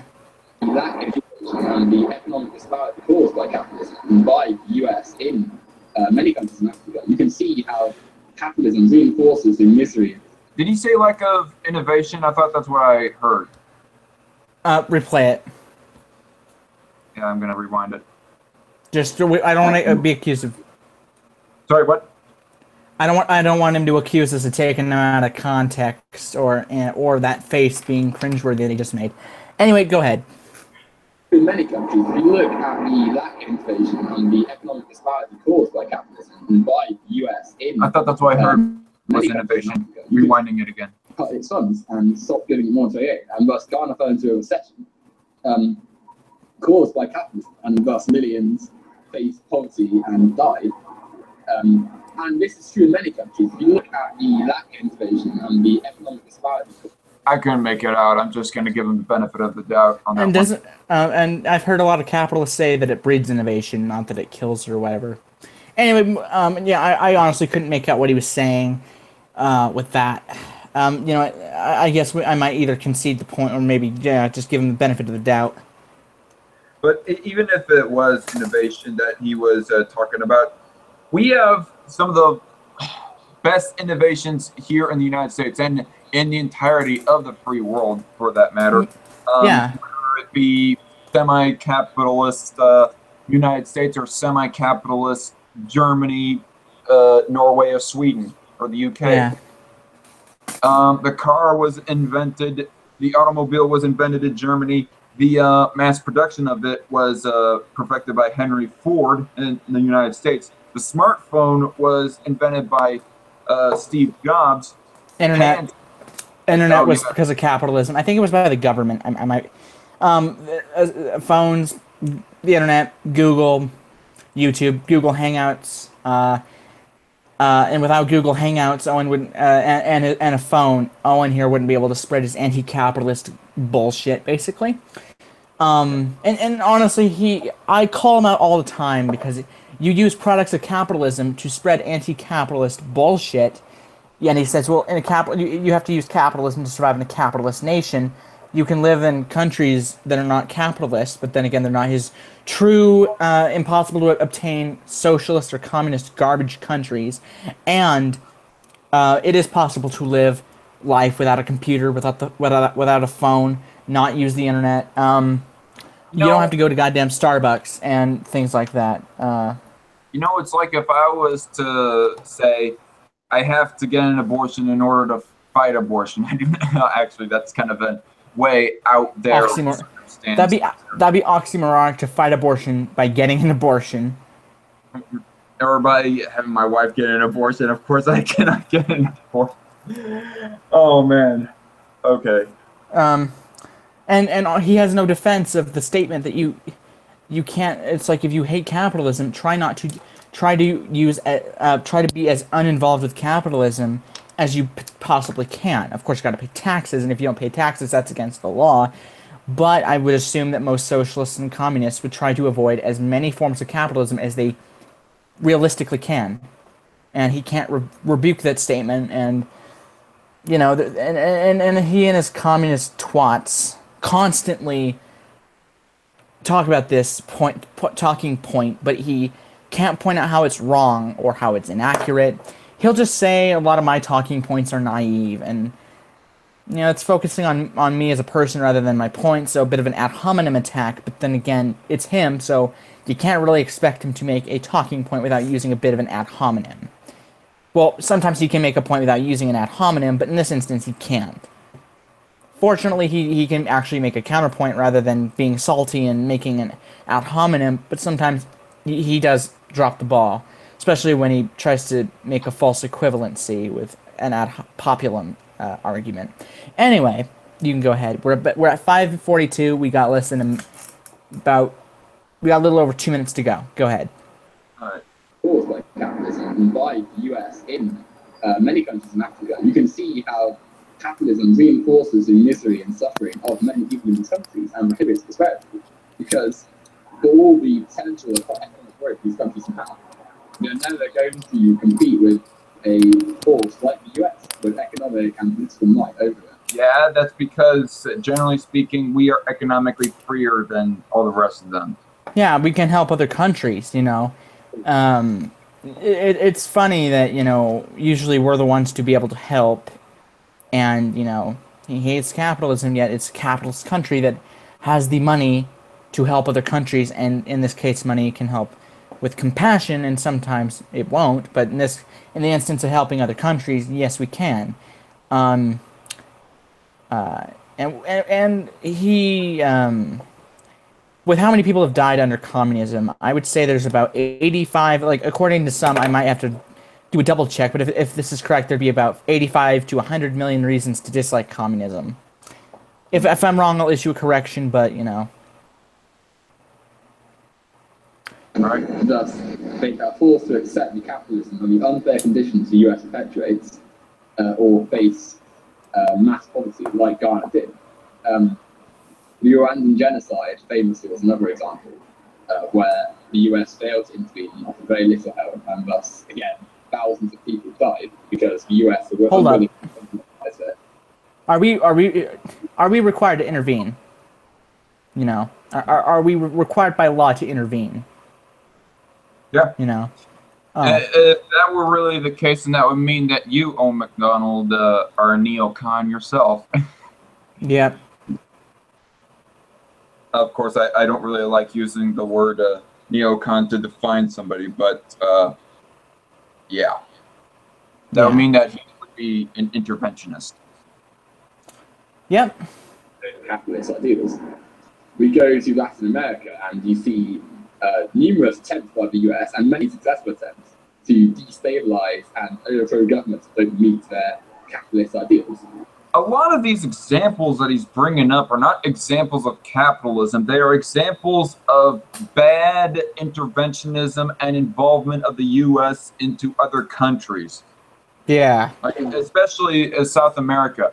And I think I saw again that a lot of the South American countries, they are pretty low on the economic freedom index as well. Yeah. That's true. All right. Yeah. Okay, we got a little over a minute to go, everybody. Yep. Let's power through. By the way, is it 9:15 p.m. in your time zone? Let me shoot. It is 9:18. What time is it? So you live in the Rockies, right? Yep. I live here in good old Kansas, so it's a nice 10:18 p.m. Yep, and in Utah it's 9:18, and the heat is a pain in the ass, but Virginia in the summertime is also not too friendly with humidity. I don't know what it's like in the UK.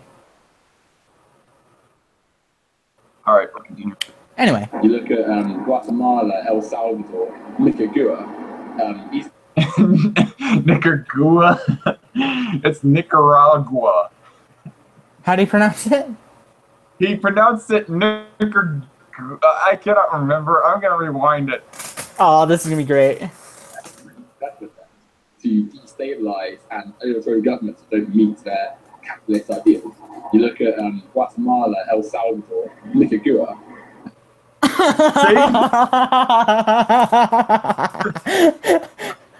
I'm sorry, Owen. It does kind of seem like an ad hominem attack for us to be making fun of your mispronunciations of things, but we gotta have fun in some way during this whole live stream, during this response. Oh my god. I'm sorry, that was just great. I mean, I've never heard a mispronunciation like that. I mean, if it was a little kid saying Nicaragua or Scandinavia or any country with a ginormous name, yeah, I can kind of see why you'd mess it up. But Nicaragua, I'm 15, Owen's 18. I'm not trying to say age makes you bright or anything. You know, there's old people that suck. But, you know, he seemed like he'd understand how to pronounce the name Nicaragua. Now, there's some countries out there where I could understand him messing up, like a lot of countries with Istan on it, you know? Anyway, that face, though. Their entire government ruined by US intervention. You look in Latin America, or in Chile, where the US intervened when the government was heading more socialist to install a capitalist demagogue in place, and the result was people were literally killed for capitalism. Capitalism doesn't care for the third world, and it certainly doesn't enhance the rights of people in the third world. It only cares to create an elite class out of anyone it finds, and thus leave millions exploited by said elite class for the profits of corporations and the financially wealthy. And the third world does not benefit from capitalism because the majority of its people still live in miserable conditions. But what conditions did they live in beforehand?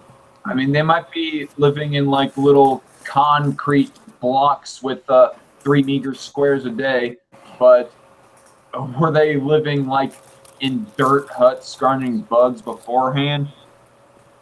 Mm-hmm. To the subject of their citizens. And as a result, to imply that capitalism has helped these people is to ignore the plight of billions worldwide. And frankly, it's an insult to the memory and lasting reputation of people who otherwise represent job slavery and burdened misery. That was my phone going off. But yeah, I saw a lot of arguments against. Hey, there I am. Not interventionism, but not a lot of arguments against capitalism. Yeah. Okay. Wait. I can see myself on screen now on Owen's on the suggested feed. If you look at the video, oh my God, that video was so poorly done by him. Anyway, yeah, that was Owen's video, capitalism and in quotation marks the third world. Let's take a look at the like to dislike ratio. This isn't an ad populum. This is just poking fun at his likes to dislikes. 9 likes, 21 dislikes. Let's see how nice the comments are. All right. I disagree that it's lies and propaganda. That's been perpetuated the claim that capitalism helps developing countries. People in wealthier countries are simply more likely to believe the system that helps them helps others and react negatively against any claims to the contrary. So because people have good experiences, it's not really lies and propaganda. It's just personal experiences. That's comment. Do not read Steve Devon's comment. It's a bit racist. I wouldn't read it out loud. Oh, what are you talking about? I already poked fun at Owen, saying that poked fun at black stereotypes. Saying, tell him to shut up and go eat some fried chicken and watermelon. I'm going to. That honestly will always be funny. I can read some from my screen. All right. No, It's sorry. one comment from Jamel Pasquade, or whatever the fuck his name is. It's weird, isn't it? How unaware we are of the U.S.'s terrible impact abroad. Even defenders of capitalism should be able to see how things have gone quite poorly abroad for some nations and their people. I don't know what counter. If you want to counter that, I gotta let my dog out real quick. Well, again, an argument against interventionism, but very weak, if at all, an argument against capitalism.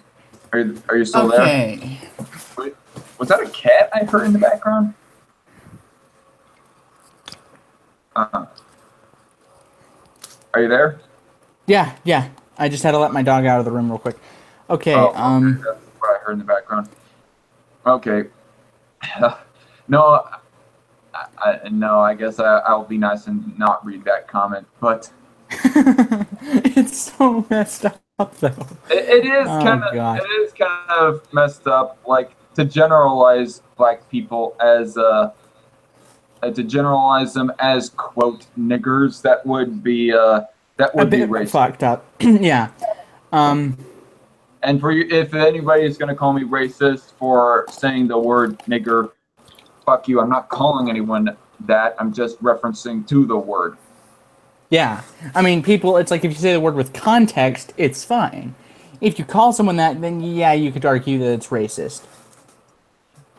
I hope Baldwin is watching this. Okay, that's supposed to be a joke about how, the blonde anchor from CNN, she gets triggered so bad about if she hears the word nigger around her. Oh my god, like, the fact you got teary over that, I was like, that is so pathetic. Like, I know I sound like I lack empathy, and sometimes it's a good thing. Because sometimes people get a bit pussified, and that will be the downfall of the world if that continues to happen. So hopefully the pussified version of humanity gets bred out.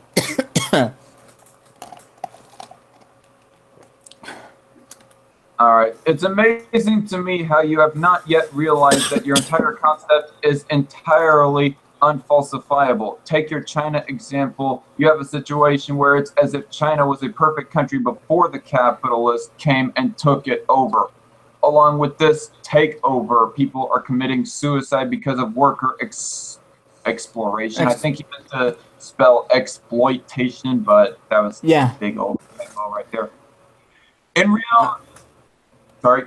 I'll read it. In reality, for suicide in these areas are significantly lower than other areas of China, and they only started to see spikes in suicide when they took on people from rural areas with Confucian beliefs. As for influencing policy makers, China has continuously made different areas operate under different laws in pursuit of good policies, and it's not as if the capitalist has any power over the government because it could easily nationalize the business in a second if it wanted to, because China isn't constrained by a constitution or a Supreme Court.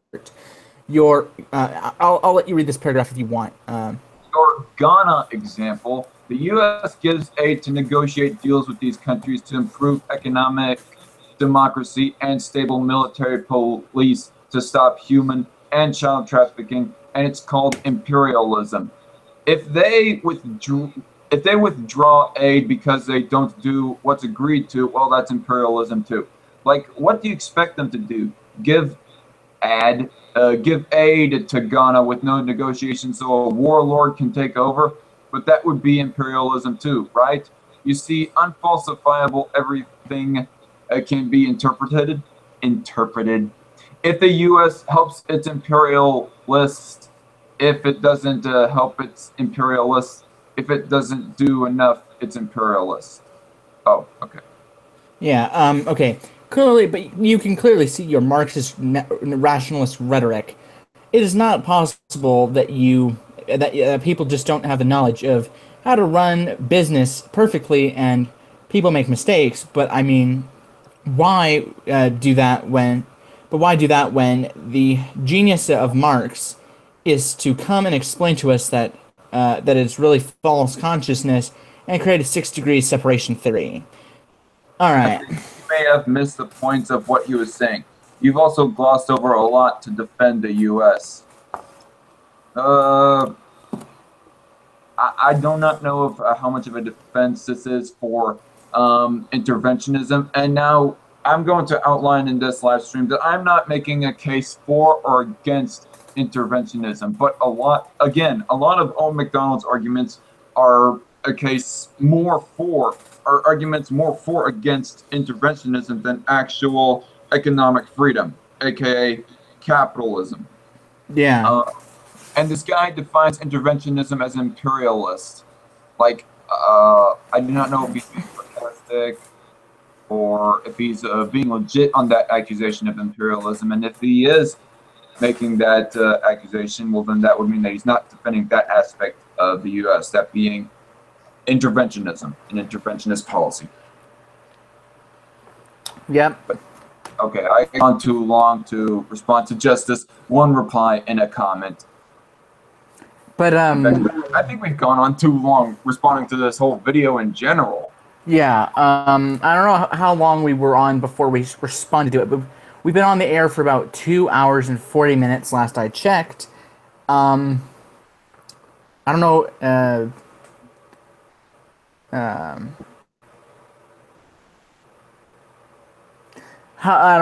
Let me check the live hangout thing at the moment. There's nothing going on there. It's dead now. It says 2 hours, 57 minutes, and 33 seconds we've been in this hangout. 2 hours. But yeah, so according to Hangouts, at least from where I'm reading, we've been on for nearly 3 hours. So this will be probably your longest video ever. I don't know. But anyway, that was the response to Owen, and the playlist that I've brilliantly titled "The Epic Ponage of the British Feminist" will only continue to grow. He actually acknowledged me calling him the British feminist, and it's like, it's a joke, dude. It's a joke. But We know you're not the only British feminist, Owen. All right. Yeah. Yeah, he'll get just a tad triggered. And out of everybody who's responded to him, it's me, you, some Crash Underwrite guy, War Corpse, Bearing,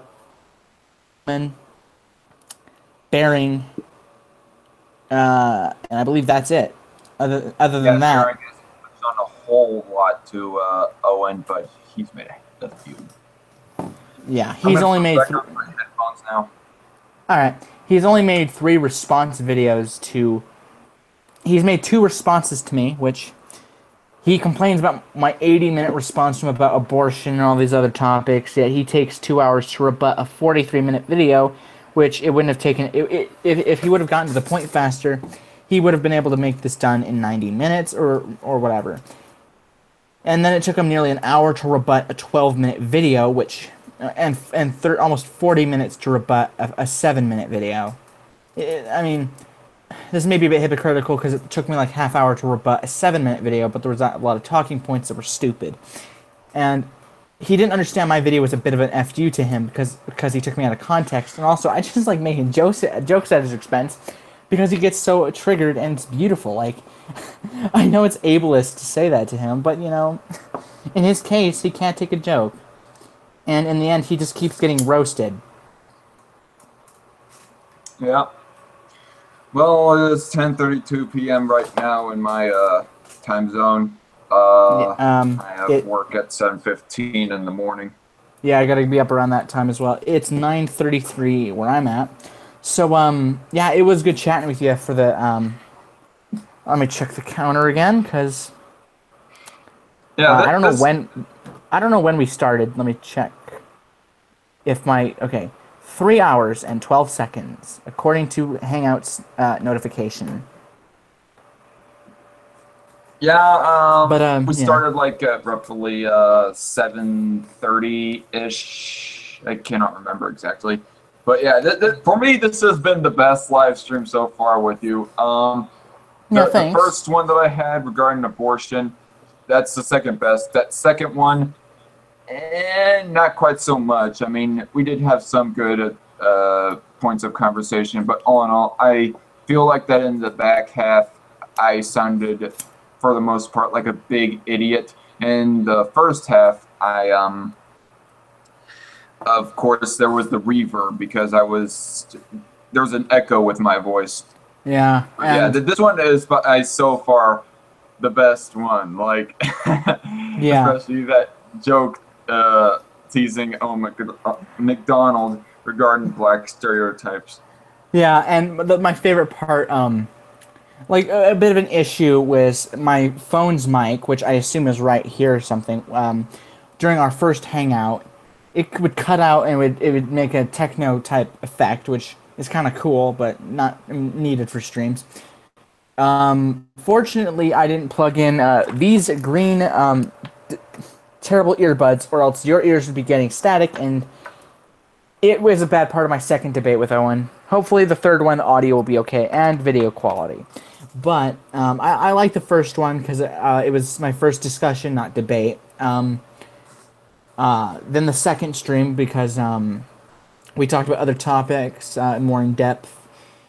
This is the third stream you and I have been on, and I have enjoyed this stream because I like having conversations with people, whether it's a debate or not. And honestly, this month has been probably the most productive in discussions with people. And if you two ever do have a debate, which I think if you really want to have a debate with him, search him up on Hangouts and leave him a message, because I think he I think maybe he might use Hangouts the most, because like I remember one day, it was like Saturday in January, I'm like, you know what, I'm gonna see if this dude is really open to debates like it says he is. So I searched him up on Hangouts, which I didn't know it was that easy to find somebody. And, you know, he responded that same day saying that he was, yeah, he said, sure, let's have a debate. And at first, the reverb was probably the worst ever, because every time he would speak, or whenever I would speak, the reverb wasn't that bad. Whenever he would speak, the reverb would be just god-awful. And near the end, it finally improved. The second debate, I kind of didn't like as much, because a lot of people were interrupting, and I'd have to leave, and I would, you know, he thought I don't know, he sounded like, he was like, you alright? And I'm like, yeah. And the audio was bad, and he kept accusing me of not answering a stupid question as to how the government is morally justified in executing its own people, and I kept saying, well, if the person knows what they did was wrong, there's the justification, and they knew it was wrong, and, you know, what they did was against the law. You know, he wouldn't accept that answer, and he just kept saying, well, you're not answering my question, so he might be just a tad frustrating. Other than that, I understand he's a human being, and I do wish him well. I mean, he like, sometimes I might call him a retarded socialist or a bucktooth British cuck, but in all essence, like, he is human, and he'll probably look back on these videos and think, God, what drug was I on? And whatever drug that was, it always needs to stay illegal. Just like when whatever drug Steve Shive is on. And speaking of Shives, he is actually technically violating YouTube's community guidelines by even having a channel, because he got banned one time for copyright, and then he had another account, which is against YouTube's terms of service. If you get banned, you can't have another account. So, nice logic, Steve. You know, he's always bitching about people violating YouTube's community guidelines, yet he's doing it constantly. And if someone wanted to, they could flag his channel, and he wouldn't be able to complain. Mm-hmm. He seemed to be more rational in his older videos as compared to now, where he won't have a discussion because he thinks everybody's a misogynist. If you're a male, you're a misogynist. If you're white, you're a misogynist. If you identify as male, you're a misogynist. It's like, Steve, calm down. He doesn't even know what a misogynist is, you know. He'll throw the word around because it makes him sound cool. Just people that he disagrees with, I would say.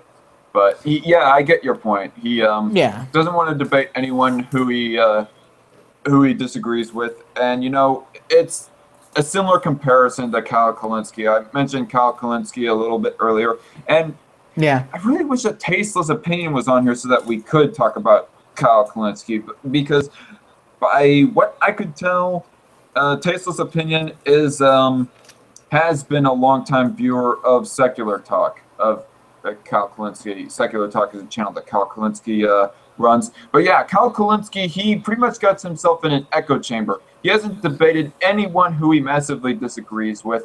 He hasn't debated anyone who is right-leaning, whether it be a conservative or authoritarian right-winger or a libertarian right-winger Yeah. or whatever else you have you.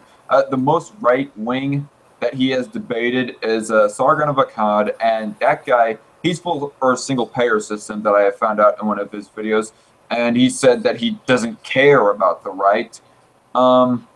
He self-acclaims all in all as a liberal. The only real right-wing things about Sargon is he's not necessarily supportive of Trump, I will say, but He don't really criticize him. Not really. He considers him an enemy of his enemy, and so kind of an ally, sort of. So yeah, and also you could say that he is right-leaning on nationalism, like he's right-leaning on immigration. Oh, and Sam Harris is another example of the people that come closest to right-wingers that Kyle Kulinski has debated. The most right-leaning thing that Sam Harris has ever said is that he would rather debate, or he'd rather vote for Ben Carson over Noam Chomsky and probably some foreign policy positions that he holds. But all in all, is he really a conservative or anything like that? And also Dave Rubin. The one time that Kyle debated Dave Rubin, he wasn't very libertarian-esque or right-leaning on those issues. Yeah. I don't know if you are subscribed to Sargon of Akkad. I am. Oh yeah, because about a day or two ago, he released a debate he did, which I don't know if it was publicly live or private, but there was a debate which was almost 4 hours. Socialism versus capitalism, and it was he and 2 other capitalists versus 3 socialists. It would be nice, though, and that's true that Kyle Kulinski is in an echo chamber. It would be nice, though, if it'd be 3 capitalists, 3 communists, and 3 socialists together, and a moderator, so it's a full Google Hangout of 10 people, which is the max amount of people you can have in a stream, and just so it'd be a full hangout, because I've the fullest hangout I've ever been, it was like me and 7 others. But with that and all, yeah, I don't like echo chambers, because then you might start to hold beliefs that are very jaded and maybe just outright wrong, and if you don't hear a counterpoint, you're just going to think it's okay. Like when I debated Owen for the first time, I was like, you know what, I'm going to see if I can test myself. I make response videos to feminists all the time. Let's see if I can chat with one in real time and counter his points. And I did. And it was fun, it was good chatting with him. And also I had more subscribers than him at the time, so... not that it makes him wrong or anything, this is not an ad pop, but it just showed how much time how much me and him had changed. He grew his hair out, and he had a bit of a fro. I had, like, a giant fro on my head, so... I was like, I don't want to look like Kevin Logan. His buck teeth did stay the same. He did make his own original content. I did grow in subscribers and views, and he did too. He did catch the attention of Bearing, which, that's like... I've done that as well. Not via a video response, but... And you did grow as well along this. I didn't know about your channel in January, but I think around April I did. You had, like, 29 subs, and now you got, like, 36, so you did grow, and you did have like around 5,000 views. Now you got 7,000. So in the long run, a lot of us smaller creators, from the time I've joined to now, a lot of us have grown, and some of us have fallen. There's some YouTubers who deserve to fall, like Leafy is here. But then again, I don't know if you're familiar with him, but a lot of content creators. Yeah, he is a commentator that comments over him playing some video games. Yeah, and honestly, some content creators deserve to fall. Like him, because he got exposed and he made a response, Leafy? which is, yeah, Leafy got a content cop. I don't know if you're familiar with iDubbbz. Leafy made a response video to that, then iDubbbz responded, and Leafy's video is perhaps one of the most disliked on YouTube. I think within the top 30. And unfortunately enough, people are starting to get aware of his bullshit. So fortunately, some YouTubers who are rightfully growing, and then there's some who are going to have to they made their bed and they're gonna have to lie in it. And some people, it's a good thing, and sometimes for some, it's not. But yeah, and it was good responding to Owen. If he like spams our Twitter feeds with, "You took me out of context. That's not true true capitalism, true socialism, true communism." You know, he can get triggered all he wants, but you know, at the end of the day, he has to face reality. Our video, I didn't think was necessarily a bash on socialism or even communism necessarily, but authoritarianism and any other taking away of liberties, and particularly economic liberties, that goes against real free market capitalism. Yeah, that was my main point. I wasn't. Yeah, I mean, just in general, target socialism or any of them other far left ideologies. No, I mean, just in general, it's like one day he will face the fact that it just is his ideology as a whole. Either that, or he'll make his own version of impossible to achieve socialism, called Macdonaldism. Owen Macdonald had a farm. E-I-E-I-O. Oh man. Hey, I have one last question before we finally end this long ass stream. Have you ever considered like featuring guests on your S-Men Live? Yeah. The only thing is on S-Man Live, or if you got a YouNow account, I can guest you there. S-Man Live, I got inspired to do it because of Warski Live and War Corpse Live, and I'm gonna hope that strike on War Corpse's channel gets removed soon, because it's, I mean, if what he says is hate speech because of some jokes, and what Cynthia G says makes her goddamn Hitler. But yeah, if anyone wants to be a guest of S-Man Live, it happens at Friday, 3 p.m. my time. The last one I had to do early because I was leaving for a camping trip, and I did get some angry people in the chat. Mainly heart progress idiots. I will always go after that group of people. But yeah, thanks for having me on, man. Yep, anytime. Really wish that Tasteless could have joined us, but it is how it is. I don't. Yep. It's all right. Yep.